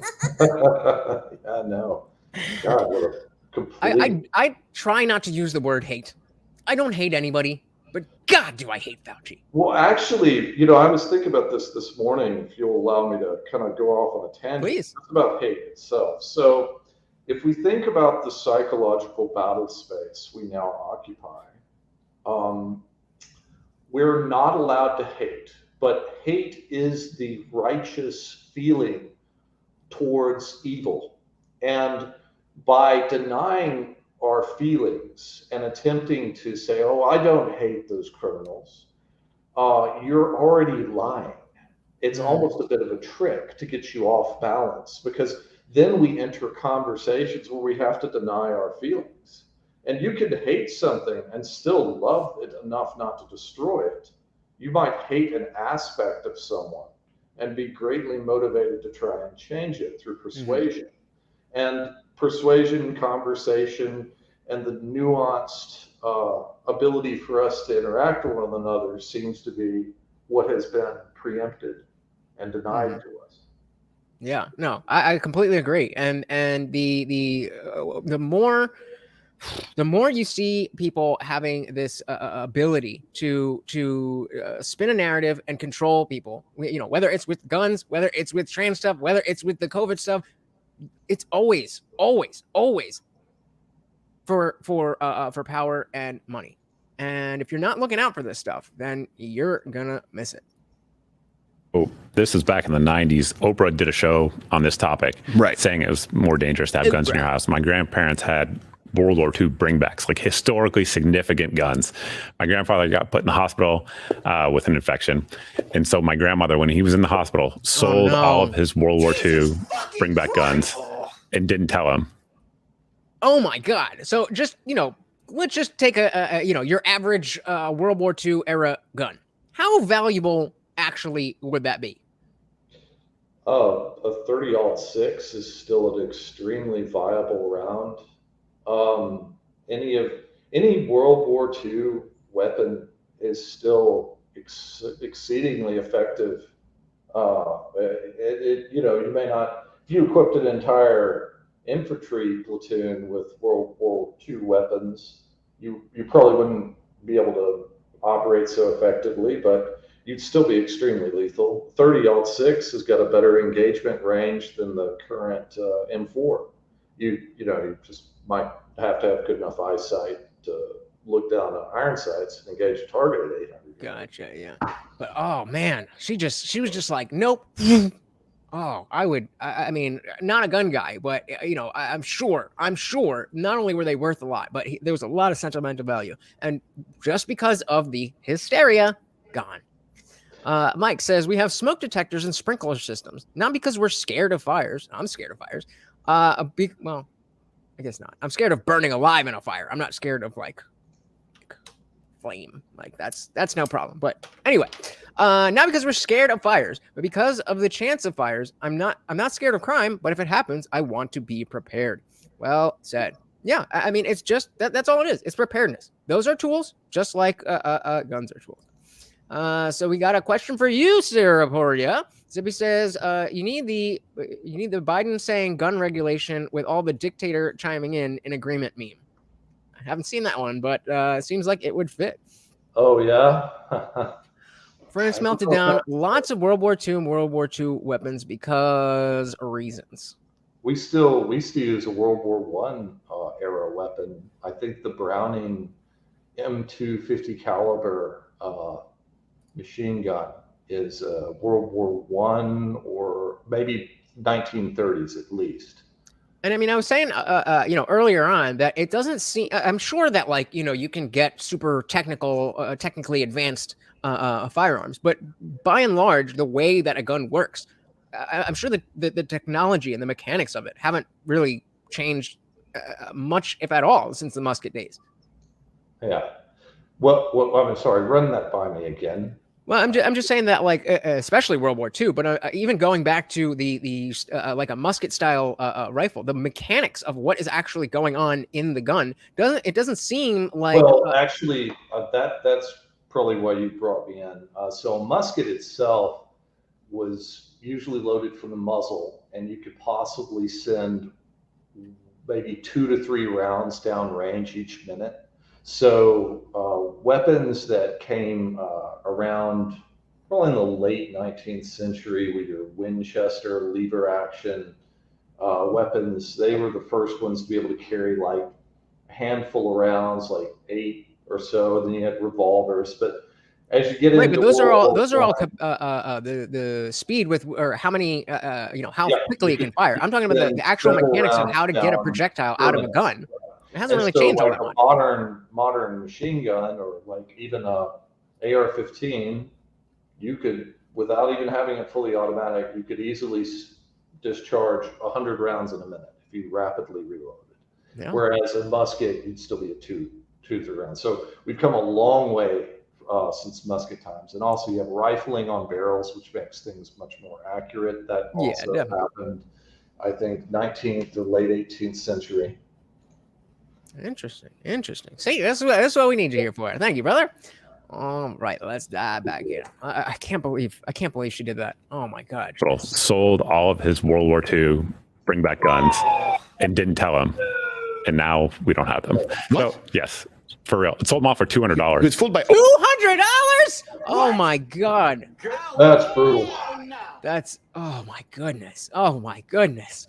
So he said, did you know muzzle loaders and cap and ball revolvers are not firearms under the law? I did not know that. Did you know that? Or well, most law. Fair enough. Well, I mean, again, I'm so curious as to how we get there. Who is signing into laws that we can't have this, that, or the other because of the length, but something that does exactly the same thing, but looks a little different is totally fine. I think the people that are trying to limit weapons are trying to limit our ability to meaningfully oppose them. So if you look at the protests in France right now, and not the current set, that's a little different, but the protests that the Yellow Vest movement was going on with, and the anti-COVID protests. I knew a lot of people in Germany and France through the COVID years that were protesting in the streets.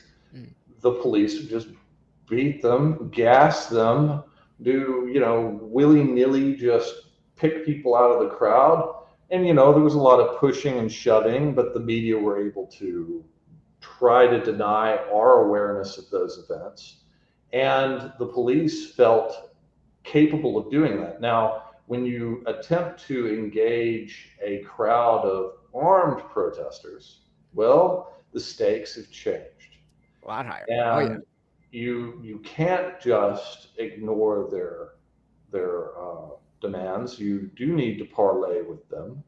And the reason that the citizenry are armed in the United States is the final check against governmental abuse, which I think we are very tolerant as a people, because I think the conditions for, armed resistance to tyranny have probably already been met. It's just that no one really wants to hurt anyone here. Yeah. Except for people like maybe this Epstein character. I put a picture of him conveniently in front of Woody Allen. I was going to ask if that was photoshopped or that's a real picture. This is one of this girl here. Well, woman now. She's 51 years old. He's probably 82 or 86 years old. But this guy, he groomed this girl while she was a child and married her. It's disgusting what these people have gotten away with. And these are the people that don't want you to have weapons, that do want you to take unquestioningly drugs that they've bribed and corrupted regulatory agencies to give you with no legal redress. So if you were to plunge that needle into your arm, be poisoned from it or injured, you can't sue them. Oh, well, we didn't know. Sorry. Right. And that sorry is certainly, I don't think, very... that's totally done in bad faith. And as Mike's saying here, what someone hates is just as important as what they love. And, what you're saying about the people who are trying to pretend like this is all about safety and when it's not, we can see that they are looking to just, take more power.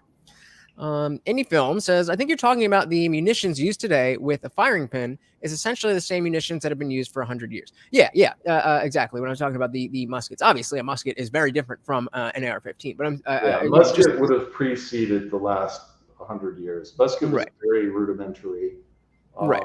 Striker fired munitions are relatively modern, new thing. Last 100 years or so. Let's see, this is the where are we? This is the meme that where is it? That Zippy was talking about. Was in this in? So gun control works. We got Hitler, Castro, Stalin, Mao, Gaddafi. I don't know who Idi Amin is. Who is that? Idi Amin. He was the president of Uganda. Oh, okay. Killed quite a few of his citizens. Wow. Very apt, Zippy. Thank you. All right. So, did I miss anything here?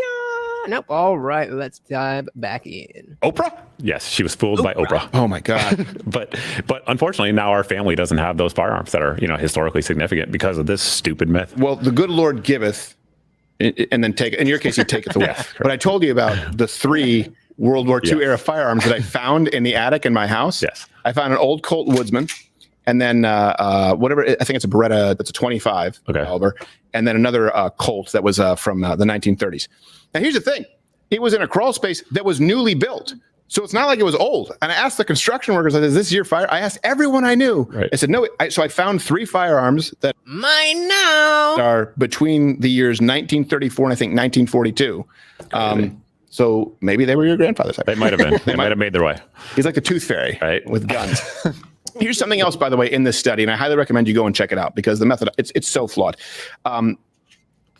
The sort of the criteria they use is they use interviews with police and medical examiners, right? So a lot of this. Remember, they're still talking about the stat that if you own a gun, the most likely situation is that it's going to be used on you rather than anyone else.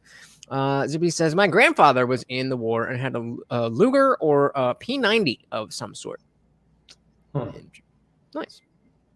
is reported on by third parties. And here's how the case participants were defined. Also, by the way, it doesn't take into account firearm training at all. So this is a study that includes only people who've been shot right away, or you don't make the study.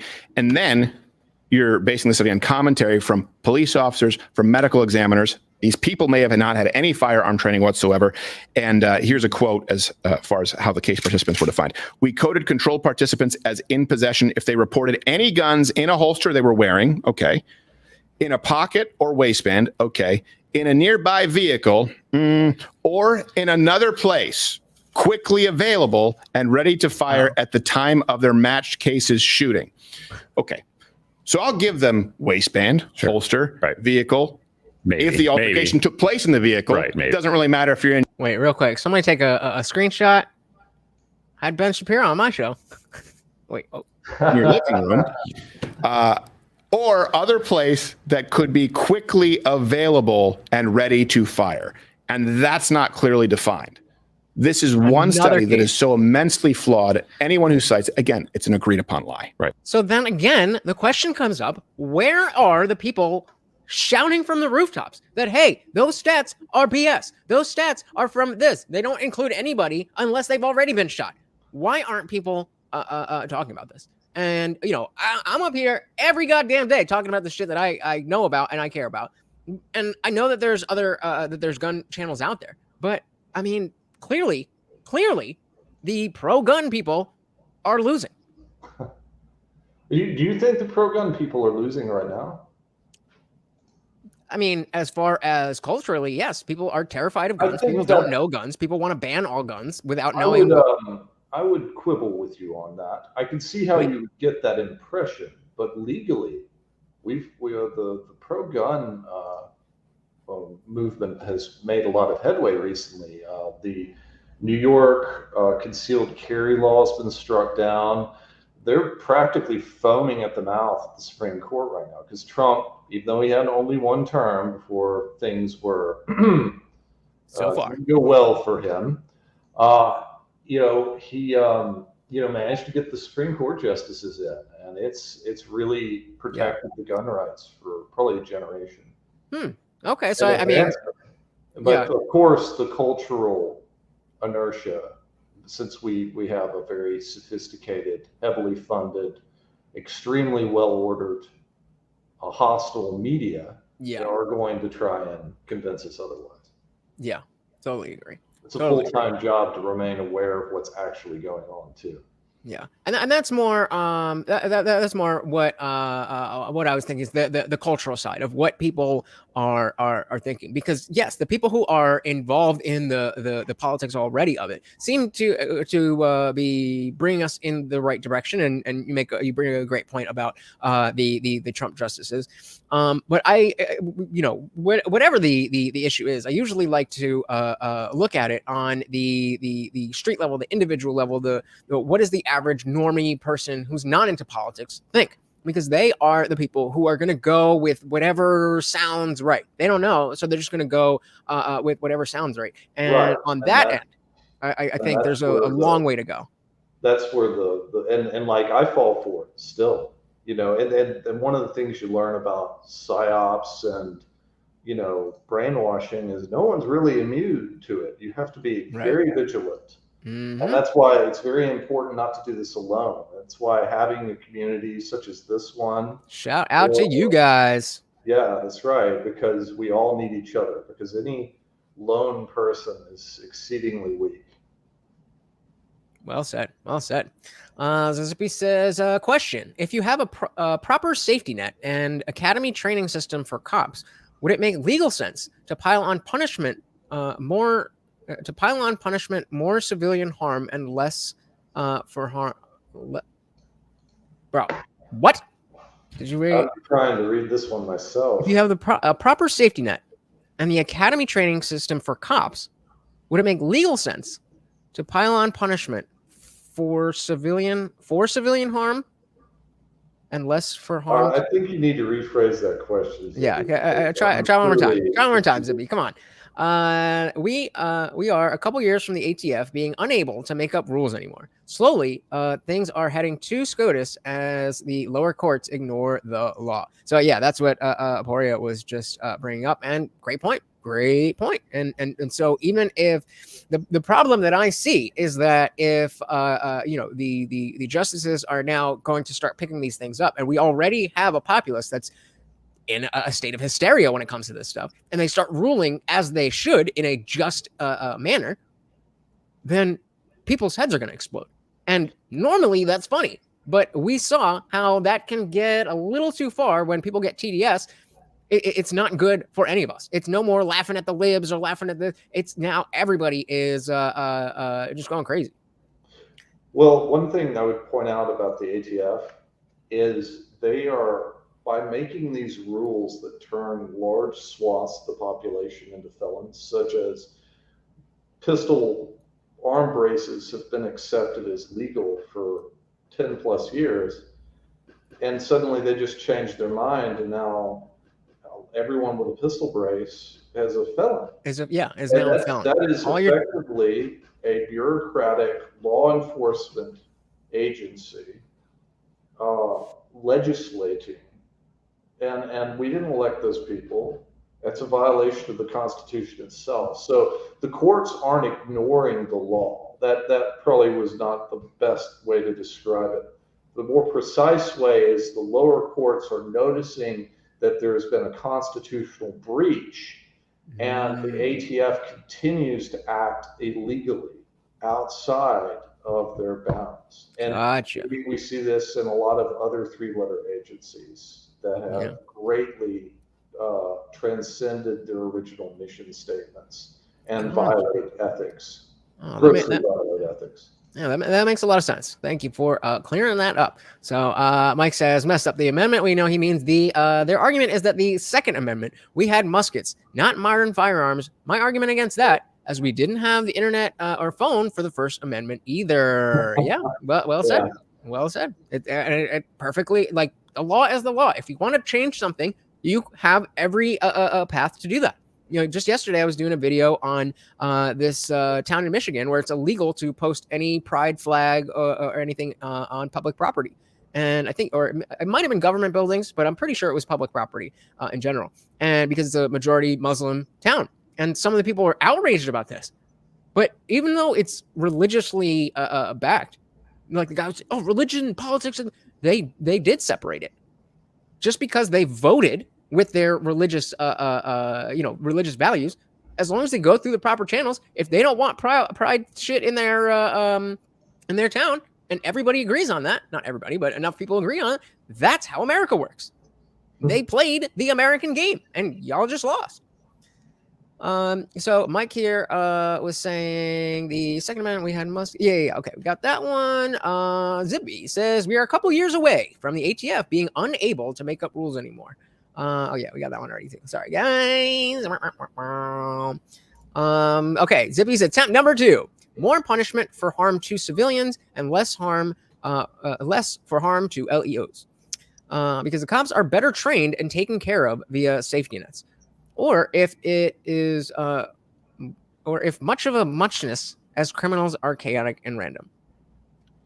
I still don't know what you're trying to say, bro. I'm sorry. I have no, like, in general, so I think it sounds like you're saying that those with the police training should have a higher standard of what they do, and because they already have the safety nets, then it messes with the laws of if you get into a self-defense situation. Is that kind of what you get paid the big bucks? I'm not even going to try to attempt to interpret this. Well, I spent a lot of time with Zippy. I feel like I know where he's coming from, but if you take one more stab at it, I'm sure we can get it. All right. Hey, we got Nick in the building. Welcome to the party. Good to see you, brother. Said good evening, everyone. I missed everyone's cool perspective here. Glad to see the Indian Jesus and welcome his guest. Shout out to Aporia.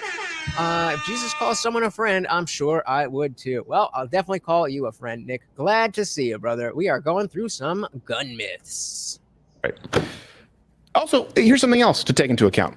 There could be some truth to it. For example, I was saying, well, if you're going to say that you're more likely to ever be involved with an accidental discharge if you handle a gun than if you've never touched a gun. Absolutely true. That's true. Yep. Just like you're more. Yeah. So again, remember, they're still talking about the study that says if you have a gun in the house, it's more the most likely situation that's going to be used on you. Likely to drown if you ever enter a pool. Now, that doesn't mean that somebody who is a competitive swimmer is more likely to drown than someone who's never swum before in their life, right? The moment that you use that pool and your level of experience plays a huge significance. It's like the scene from The Office where Andy is trying to talk about sex ed. He's like, "What's the safest form of sex?" He's like, "Condom." No. Someone is like, "Birth control." No. Abstinence. And I was like, "Oh, I didn't know we were playing trick questions. What's the safest way to go skiing? Don't ski." And that's essentially what this the study that they're talking about is. What's the safest way to not get shot? Home, by accident, by yourself, not have a gun. Like, okay, yes, but that doesn't really help us in what we're trying to understand about guns. In the danger factor. Right, and the same is true with somebody who's proficient with firearms. Right. Same. I mean, basics. By the way, it's not that hard to make sure that you don't do something unsafe with a firearm. It doesn't take that long. And then, of course, you train it up as best as you can. All right. Yeah. Daniel says, Zippy, there's technically already more accountability for a civilian shooting than shooting another officer. The problem is qualified immunity. Yeah, they basically, if a criminal harms a civilian, they get hit with the punishment. If they are harmed by a law enforcement officer, but it seems like the criminals do not care either way. Word soup one more time. Wouldn't be you without word soup. But I agree with you. I think that while there already is there's already more accountability, the qualified immunity aspect does, I think, give too much space for cops to do whatever they want to do. Now, I don't agree that they're just out there spraying bullets specifically in black people because they're so racist. But you bring up a good point. This brings us to myth number 1, and it was hard to pick number 1. And we'll do the technical issues. That's pretty. Oh yeah, great quote here for you. Those who would give up essential liberty to purchase a literal temporary safety deserve neither liberty nor safety. Those who would give up liberty for safety deserve neither. Well said. That's a quote that's often attributed to Benjamin Franklin. Yep. Good man. Fun because that's really his realm of expertise. Sure. I'm a caveman when it comes to that.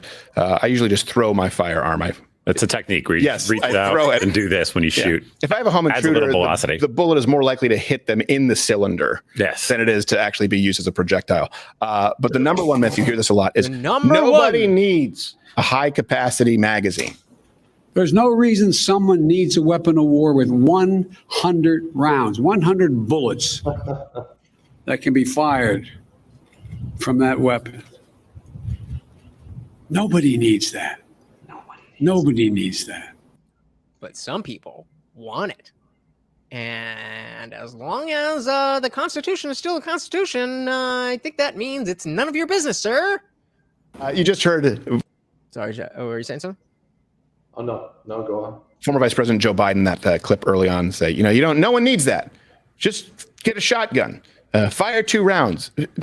Again, I don't know how he can be all places at all times and know that that's what you would need. But even going with that, again, most defensive uses of firearms, don't involve the weapon being discharged at all.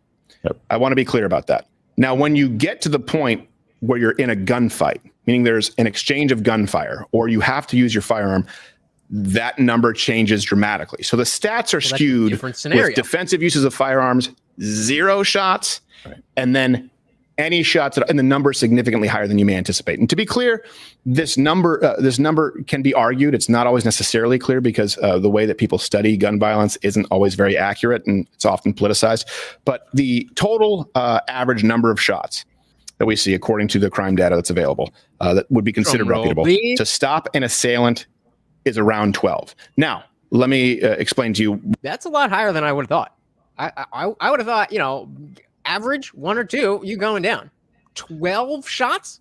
People, whenever you, especially like a handgun, and you're suddenly using it, it's very hard to practice enough to where like very few people are going to be like some type of Navy SEAL or elite shooter, and they're going to hurl a bunch of rounds at something and reload. Like, look at all those different cop shootings where you can see them, and those guys are very, very well trained compared to the average person. And reason you want 100 rounds is if you're actually fighting multiple assailants, like you look at some of these home invasions where you've got 3 or 4 people coming into your home. Well, one of the biggest advantages you have is knowing the layout of your home. You will know there's a choke point, there's a bunch of boxes by a door that is a critical point to access where you are in the house. And if you're like me, you're going to be shooting people through the walls and moving about. Yeah, that's a great point. And that reminds me of a Bill Burr bit. I'm hoping we're not gonna get claim for this. Actually, let me get to this one more time. Zippy is giving us a last time. All right, let's try this one last time. Zippy, we believe in you. We believe. More punishment for those who harm civilians, less punishment for those who harm LEOs. So, is this what you want, or is this what you're saying we should happen, or shouldn't happen? At least we understand it. I agree that there should be. I don't agree that there should be more punishment for harming a civilian than hurting an officer. I think if you're hurting somebody, like the circumstances of that should dictate what the punishment is. Yeah, exactly. But yeah, this. So exactly what you're talking about. You know, that people miss. Hopefully we don't get claimed for this, but short little aside here. I want to get a gun. I do. I really do. I never had that feeling before. And you guys seen this before? To Los Angeles. Oh, I think I've seen messes with your mind, you know? It's overpopulated, technically doesn't have a water supply, right? The dollar's crashing.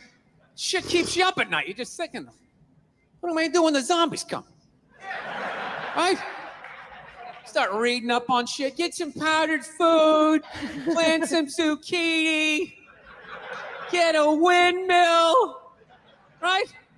And that's all well and good, but if you don't know how to fight, all you're doing is gathering supplies for the toughest guy in the block. Yep. Right? Just thinking about that. What am I gonna do? Some dude turns me upside down, starts shaking the gold coins out of my pockets. I gotta get a gun. So I'm on the road, right? I'm in Reno, great gun town. So I go down to that little gun store, right? All right, here we go. Come walking in, there's some redneck there. I'm like, hey, man, I want to get a gun. He's like, I hear you. What you looking for? What you want? Mossberg? Got a good spread. Over under 357 Magnum, right? Starts rattling off all this gibberish, right? I so much did I relate to this bit because even though I'm not in LA, I mean, New Jersey is not at all good with gun laws, and I just don't know this stuff. And like even times when we're in Discord and people are showing off their things, they're like, "Oh, they got the 225 and the 579." I'm like, I don't know. I don't know shit. I'm trying to play it off. I feel like a bitch because I don't know anything about guns. So it's like, what do I do here? Hell, I'm going to go with honesty. I go, look, dude, I don't know anything about guns. They terrify me, but I'm worried about the zombies. All right? Dude's just like, you need a shotgun. Oh, Joe Biden up in that. Shotgun, man. It's got a good spread. It's easy to load. Doesn't have a lot of working parts. Got a good spread. He kept saying that. It's got a good spread. I'm like, what does that mean? He goes, well, it means you ain't got to be that accurate. It's got a good spread. Further away you are, the more shit you hit. It's got a good spread. In fact, you got a problem over here. You ain't even got to look. You just turn, wow, that's it. You ain't got a problem over here anymore. Anything that was even remotely a problem ain't there anymore. Trust me. And then these people here, they saw what you just did here. You ain't got a problem here either. Feel me? There you go. 90 degrees taken care of right there. One shot. These people get smart, flip it over. Wow, that's it. It's got a good spread. So I'm like laughing my ass off. I'm like, dude, look, I just want to shoot the guy. I don't have to do a bunch of drywall work, you know? Reframe my diploma. You're gonna have to shoot through walls. My parakeet, another friend, you know? I just want to shoot the guy. So I'm like, how about one of these pistols? So he does like that classic, like that redneck trailing off thing. Like, you want a pistol? What do I know? I just been here 20 years. Get a shiny one, right? So I was like, what's wrong with getting a pistol? He goes, I'll tell you why, buddy. Because life ain't a movie. You feel me? I'm like, no. Can you please stop speaking in these backwoods riddles? Can you just say what you're saying? I told you I don't know shit about guns. Come on, do me a solid here. He goes, well, look, you ever watch a movie? Guy go, blah, blah, blah. He kills 3 people. Real life, man, you miss. You miss all the fucking time. You miss enough times, man, you're empty. Might as well just be standing there with a big stapler in your hand. Then what you gonna do? I was like, well, fuck it. Let's get the shotgun. He's all ready to box. There you go. That is a perfect, and that stuck with me. That the notion of people miss and the not knowing what's going on, and you put all these things together. Let's get a shotgun. Let's get a shotgun. Do we miss anything? Yeah, Zippy said shotgun 4 or 5 shots is a nice all-around weapon. But aren't they a lot harder to handle? It may be for a novice, but a shotgun is a much simpler round. A lot of people make their own custom 12-gauge rounds where you put bacon and salt in it, and it creates a fairly non-lethal round, although very painful. Definitely cause permanent injury if you shoot at close range. But and then you've got slugs, and the sheer mass of the projectile will actually defeat a lot of body armor because you're going to break every rib in somebody's chest. Shotguns are incredibly powerful weapons. Very interesting. Very, very interesting. Why that is. The average number of hits to incapacitate a shooter is about 2.45. That's what they average it out to. Okay, whoa. So what was that number? What was that 12 number? According to necessarily higher than you may anticipate. 0 shots is dramatic, and it can be the uses of firearms. Okay, don't involve the weapon being discharged at all. Yep. I want to be clear about that. Now, when you get to the point where you're in a gunfight, meaning there's an exchange of gunfire, viewed with defensive uses of firearm higher than you may anticipate. And to be clear, this number. Did you catch what he was saying? That there was 2.5 rounds to defeat a target. So let's say you've got a 9mm round. Okay, it's traveling at 950 to 1,300 feet per second. And let's say it's an FMJ. If you picture where your lungs and heart are located, and just generally kind of imagine where they are, you would have to damage those areas with the 9mm round to immediately incapacitate someone. You need a heart shot or a disabling shot to the brain. Yeah, but you read a stat that said the average shots needed is 12. Did you 12 shots to make contact with the target? So a lot of people throughout the entire engagement may fire 12 rounds, but of the rounds that do hit, he cited 2.5 rounds to incapacitate and defeat a target.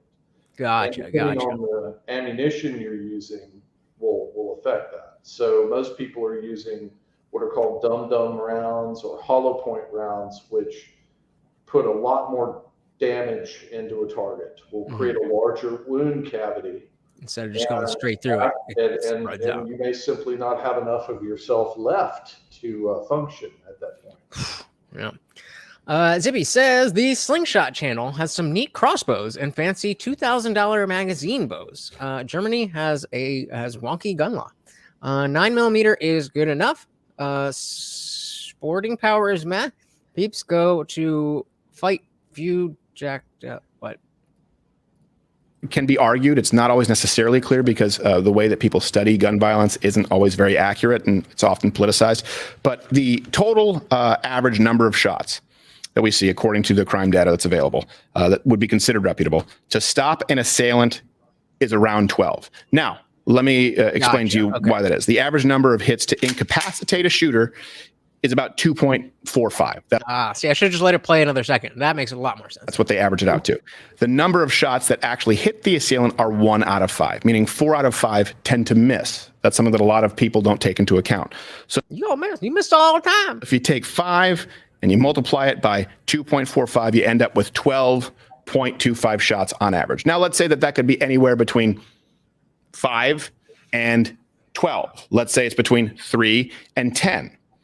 The point is, the top end of that, with one assailant, if you're missing 1 out of 5, which is probably the most clear statistic we have, puts you well beyond the idea of a double-barreled shotgun. Right, and then you have 3 guys that kick in your door. Yes. And that is something too. The number of assailants specifically involved in home invasions have gone up. And this is one of the, you can look at the statistics, or of course, you know what you've experienced, and you can believe your lying eyes and ears. This is exclusive video caught on security cameras in the area where a St. Louis County woman was shot and killed when bullets started flying outside her home.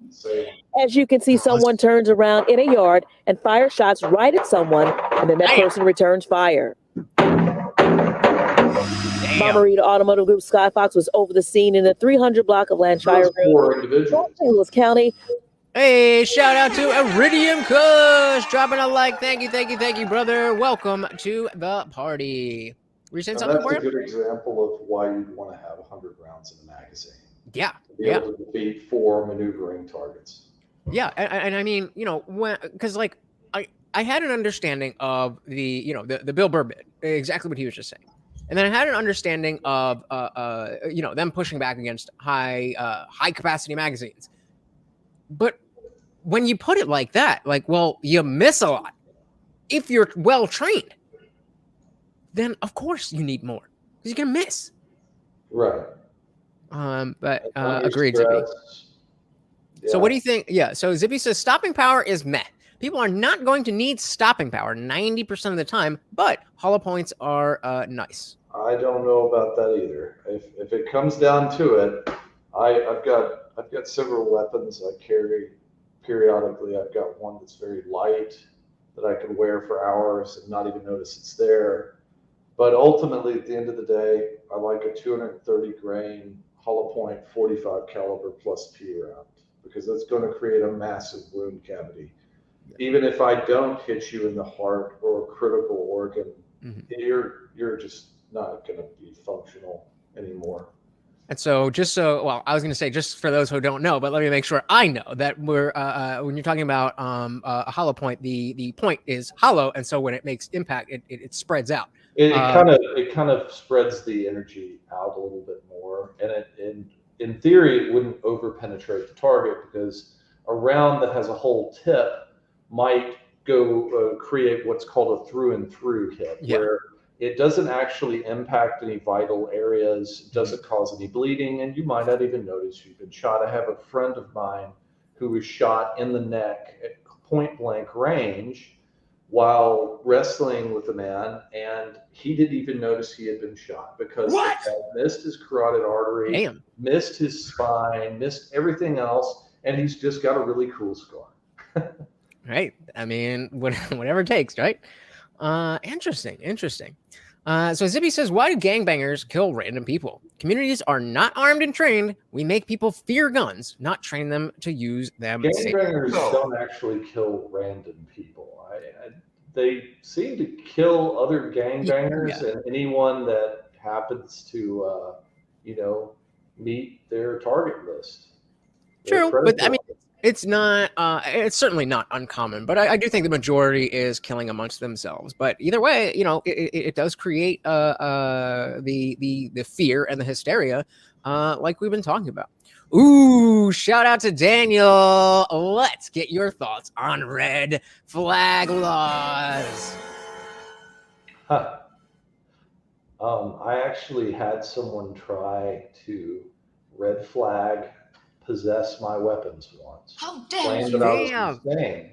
But they were involved in a lawsuit against me, and they attempted to use red flag laws that thankfully in my state don't exist as a means to eliminate me as a civil legal threat in lieu of actually having to face me down in court.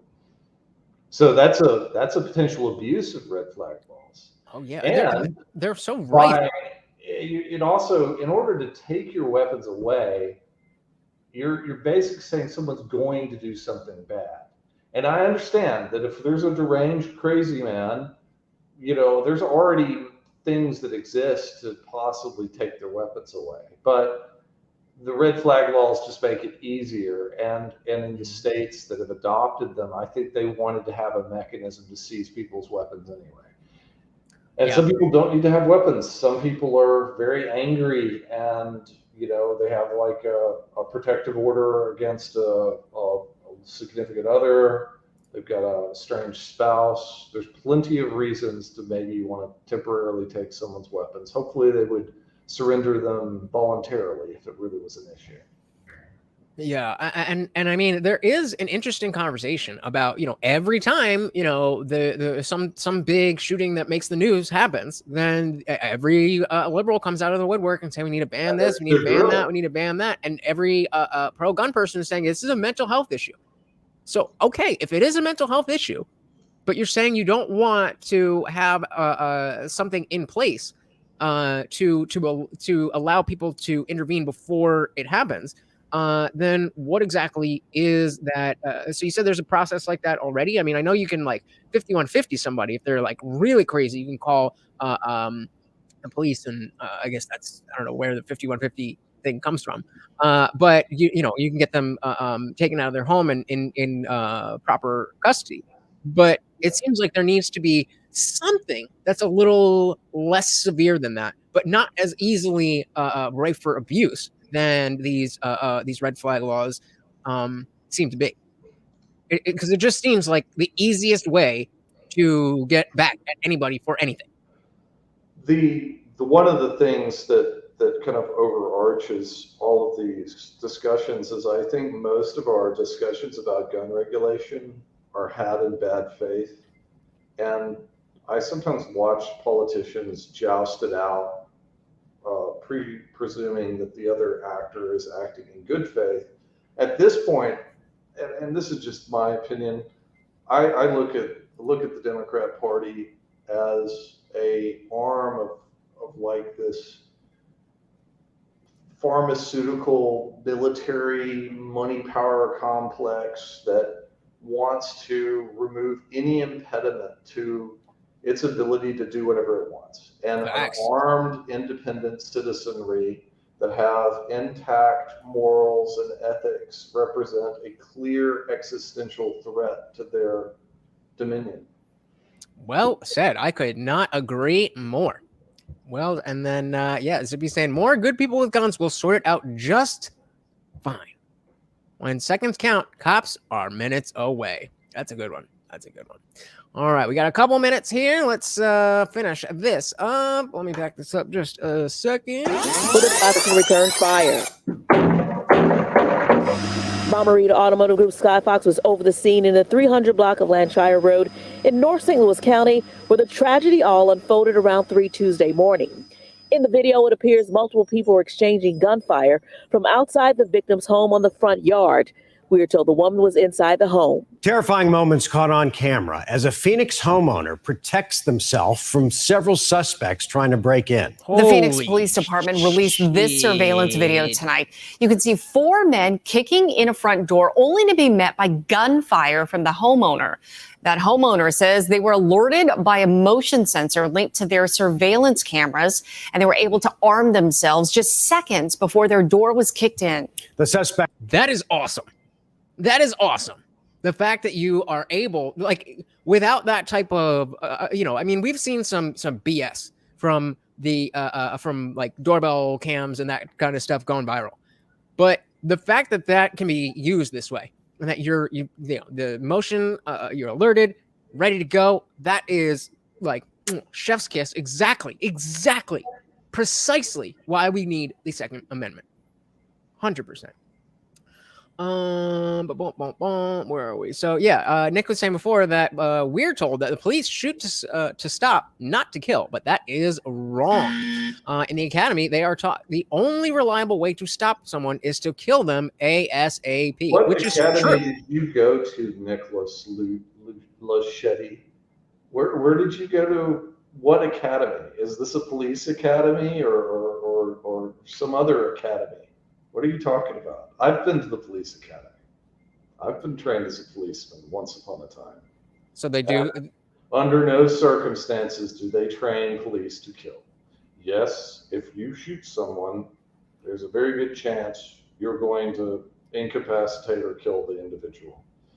And that's just sort of there. It's common sense. You're shooting a deadly weapon at someone. It is the last resort.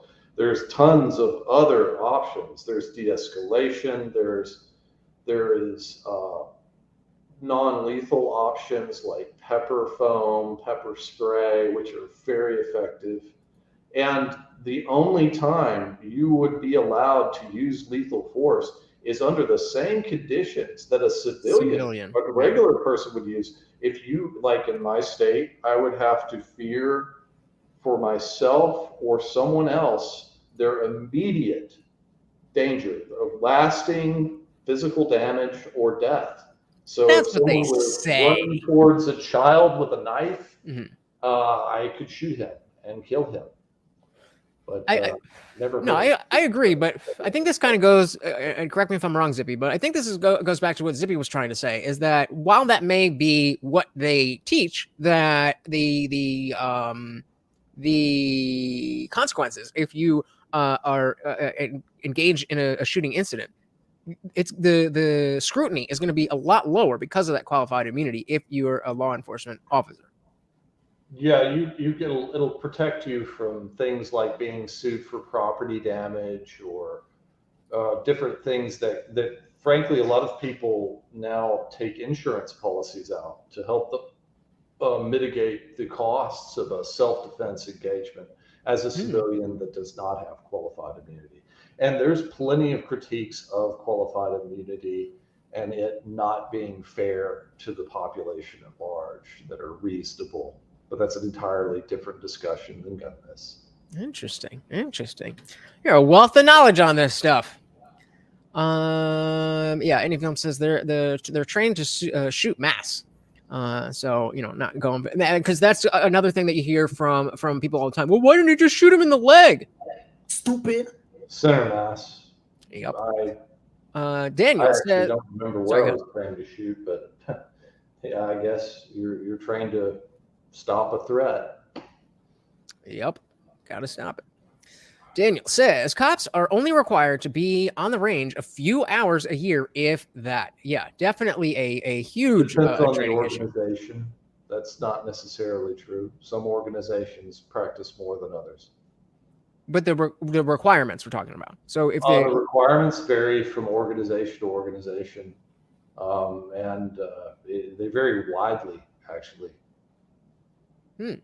Well, that's not good. I mean, why should it vary? We should have a pretty standard, like. Actually, interesting enough, I know intuitively that's your first conclusion, but I like a diversity of standards because it creates an unpredictable. I know we typically don't like unpredictable results, but if you train everyone identically, the means to counteract them can be very well tuned to be able to counteract global value. So but they are trained the same. We're just talking about how much of that training they're getting. If you're at the range, you're at the range. We're talking about how much are you at the range. Yeah, some people train with simulations, scenario drills. Others hire third-party contractors, and it's an art form more than it is a science. And so you have to have individual practitioners come out and relay those skills, and it's a perishable skill. And different organizations have. If you don't use it, you're gonna lose it.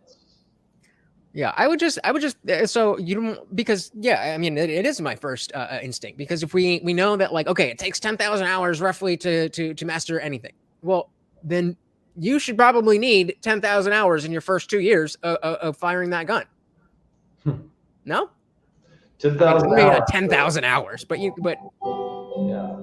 that would be a lot of shooting. I wonder if I have 10,000 hours in the 15 years that I have spent possessing my own weapons. I don't know. Yeah. And I've gone to a lot of classes for them. I've been many different classes, more than most. So Nick's saying that was from the shoot to kill. That's from a former coworker. Said it was explained, but yes, it's getting at it. If you must shoot, expect it to kill, and shoot until the threat is stopped. So I mean, if that's I mean, I guess that's kind of splitting hairs. If you're saying shoot until the threat is stopped, but don't shoot to kill. That's, I mean, yes, if he's down and you're sure that he's down and somebody can apprehend him, but in a live scenario, how realistic is that going to be? And so just dump the mag into him, which just seems to be what they do anyway. Zibby said we need a universal system for cops, just like the Army. That's a great point. You know, going against what you were saying, Emporia. You know, the Army is very well regimented. It all depends on what cop you're trained to be. That's a good point as well. But so there's actually a pretty diverse range of skills even within the Army and Marines. Right, but not within the same like same positions. Like if you're you know, if you're in the infantry and you know, all of you guys are going to have the same exact training. You're not going to have the same training as the cook who only went through boot camp and then whatever. We'll follow a recipe, but the skill of the trainers and experience of the trainers, and then the end result on the trainee still creates a quite wide range of capability. But yeah, generally standardized. It's just with like police forces, I think the more like they have a lot of regulation and regimentation already. I sort of at this point would think there needs to be less, because a lot of them get trained to a point of blindness. Like if you notice,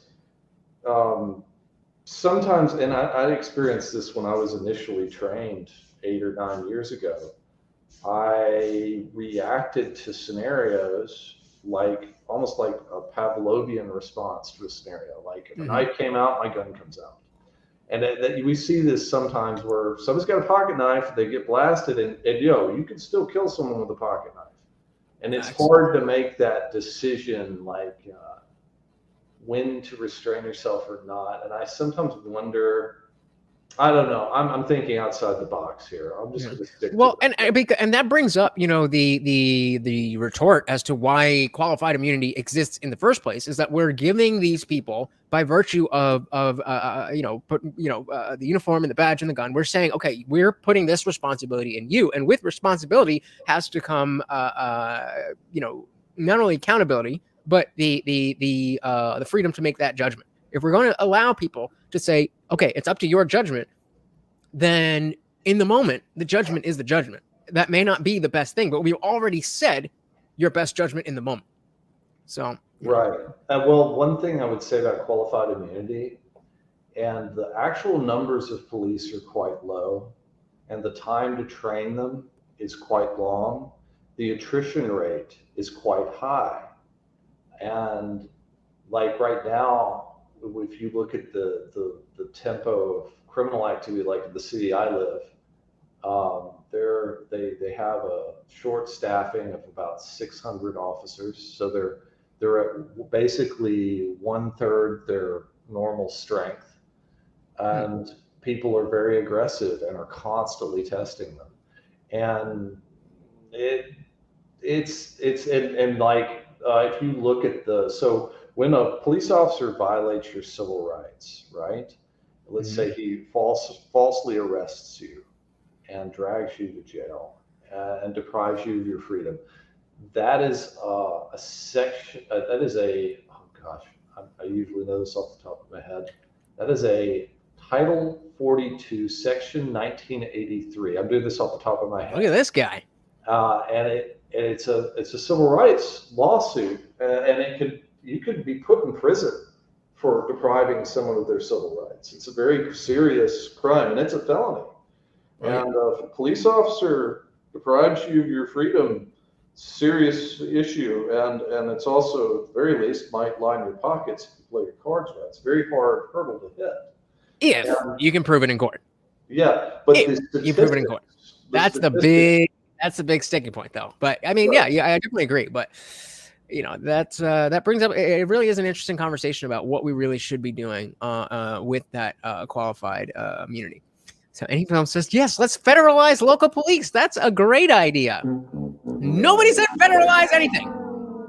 We're talking about regulating. And yes, I would want it to be less federalized, less centralized. Me too, which is why this is a bad joke, because I never said federalize anything. And Zippy brought up about how the Army, there's standardized training, and that if there is something that works, and if we say if you need to train up to here, you start here, you need to get to here before we are going to put a gun in your hand. Then why are people who are only training here, why do they get the same privileges, including that qualified immunity? So we're not talking about federalizing anything. We're talking about standardizing, as Zippy says here. Standardize on basic things like law, then diversify up to specialties. All through a universal academy system. It can track and deal with benefits, etc. There's a lot of good to a unified system. A national universal academy system would make it easier to get cops where they are needed because they can be easily moved with just local law studying. That's a good point too. And if it is fully laid out. Huh? Well, but that's federally standardizing. You're the one shoving the federal government into this. We can standardize things without the federal government. This is just an example of something that is standardized by the federal government. Exactly. All right. We got a few minutes left. Let's just see what is going on here, and we'll head to the after party. Homeowner says they were alerted by a motion sensor linked to their surveillance cameras, and they were able to arm themselves just seconds before their door was kicked in. The suspects quickly fled the scene in a gray car before officers arrived. I think that guy just set a new 40 time. He did. It was quick. He was quick out of the gate. Very quickly. Quick out of the gate. And one thing I wanted to add, just getting back to the incapacitate someone. Yeah. Especially with handguns, which is what the majority of folks are using. They've done studies on incapacitation, if you will, and varies by the study, just like everything else we talked about. But somewhere between 70 to 85% of people who are incapacitated when they get shot, it's a psychological stop. Right. So you don't want to count on it. Right. So in order to physically incapacitate someone, especially with a handgun, you have to hit their central nervous system. Right. That's the only way. So other than that, it's either they bleed out or they quit. Right. So, and that's something you can't count on it. Right. Which we'll touch on the technical myths in the next installment, which I would recommend you click below, or just you can go through the playlist where you'll get some people saying this. Well, let's say, well, 20. And you guys in the replay gang, if you are enjoying this, shout out to Aporia. I don't know if I could definitely have him back, but if you'd like me to go over the rest of the myths that he does, definitely let me know in the comments. More people are killed by 22s. Well, that's true. But if someone is killed, or it could be true. Right. In other words, it can be just as lethal, but if you die 4 hours later in the emergency room, something you may not like, you can get a lot of raping done. You sure can. Especially if you're wearing your old lucky raping slacks in those 4 hours time. So it's about that, like you said, that central nervous system shock, incapacitating trauma. And usually that's either actual neurological damage or immediate blood loss, as opposed to something lethal. Because you can get pierced through a lung and still go on for a while. Absolutely. And aside from rape, they can be holding a gun, squeezing the trigger at you. Exactly. So that's probably more important in that instance. Well, I mean, I don't know. I mean, both tomato. They both seem unpleasant. They do. I agree with that. I'd rather be shot than face old Rapey McRaperson's lucky raping slacks. I mean, all right. Well, come on. You can't say the R word over and over and over. But that was the top 7 myths on guns. This isn't the first time I've talked about this, not really knowing about the topic. Last time Melton My Media was able to help me. Shout out to Aporia for being able to be here for me today. But again, just like just like the other stuff that we talk about, we're going to continue to hammer on this stuff, because it's not about just knowing it. It's about knowing it well enough to do what Aporia just did with Title 42, whatever, to be able to just, wherever you need, to be able to pull out this information and not force things down people's throat, but just correct people's incorrect ideas about what's going on, because it's so many people that have the wrong idea, that if you don't say anything, then it will just keep going in the wrong direction. So before we end, we got a couple more comments here. Daniel says there was a police department that got away with their dog attacking somebody sitting down because the law didn't cover an unarmed suspect sitting down but laying face down. So what, they let the dog out and then shot him while he was laying down? That's pretty fucked up. The fully laid out comment was about qualified immunity. They need to fully lay out everything in the law. I mean, transparency with all of these things is absolutely 100% crucial. Nick says we have to understand what we do when fighting for our lives. Anything we possibly can do to survive. We're not philosophizing. We are instinctively fighting. Well said. Not my place to say how you feel. Well said. Well said. Well, Aporia, I want to thank you so much. I really did need your help here, and you definitely helped me understand a lot of things. Any parting words for the people? Anything you want to shout out? Any social media? Anything like that? The floor is yours. Well, it's great to be here, and big fan, Mr. Jesus, and y'all have a good night. Beautiful. All right. Thank you so much, brother. And he's gone. All right. So, I mean, like I said, we're going to continue to do things that are not just the same old message over and over and over, but hinging on the same ideas that need to penetrate people's minds. If I just said the same sentence over and over and over and over and over and over and over again, that wouldn't do anything. But we have to continue talking about these things. And I'm not afraid to come out here and be like, hey, I don't really know what's going on. Let's learn together. Yeah, big shout out to Aporia. It's just a matter of understanding these things, coming to a position, a political position. What is it that either this is the law that I support, or this law needs to be changed because of this. Again, we remember when Nuance Bro was out at the white woman anti-gun thing, and nobody there even knew. Remember, there was the protest for 25,000 white women at 5 a.m. on a Monday morning, and we're asking the mayor to ban all guns, all guns. And before the protest, the mayor, the governor, or whoever it was like, no, I can't do that. That's against the Constitution, you fucking morons. But they went anyway, and they had no idea that he had directly addressed them. And then when Nuance Bro was like, what is it that you would like to happen here? They didn't have anything except ban all guns. So we have to be better than that. And we already are, but they have the numbers. Yeah. Thanks, Obama. Yep. Oh, you guys are on it. So thank you so much for helping me out with this one. Shout out again to Aporia, and shout out to you guys in the chat.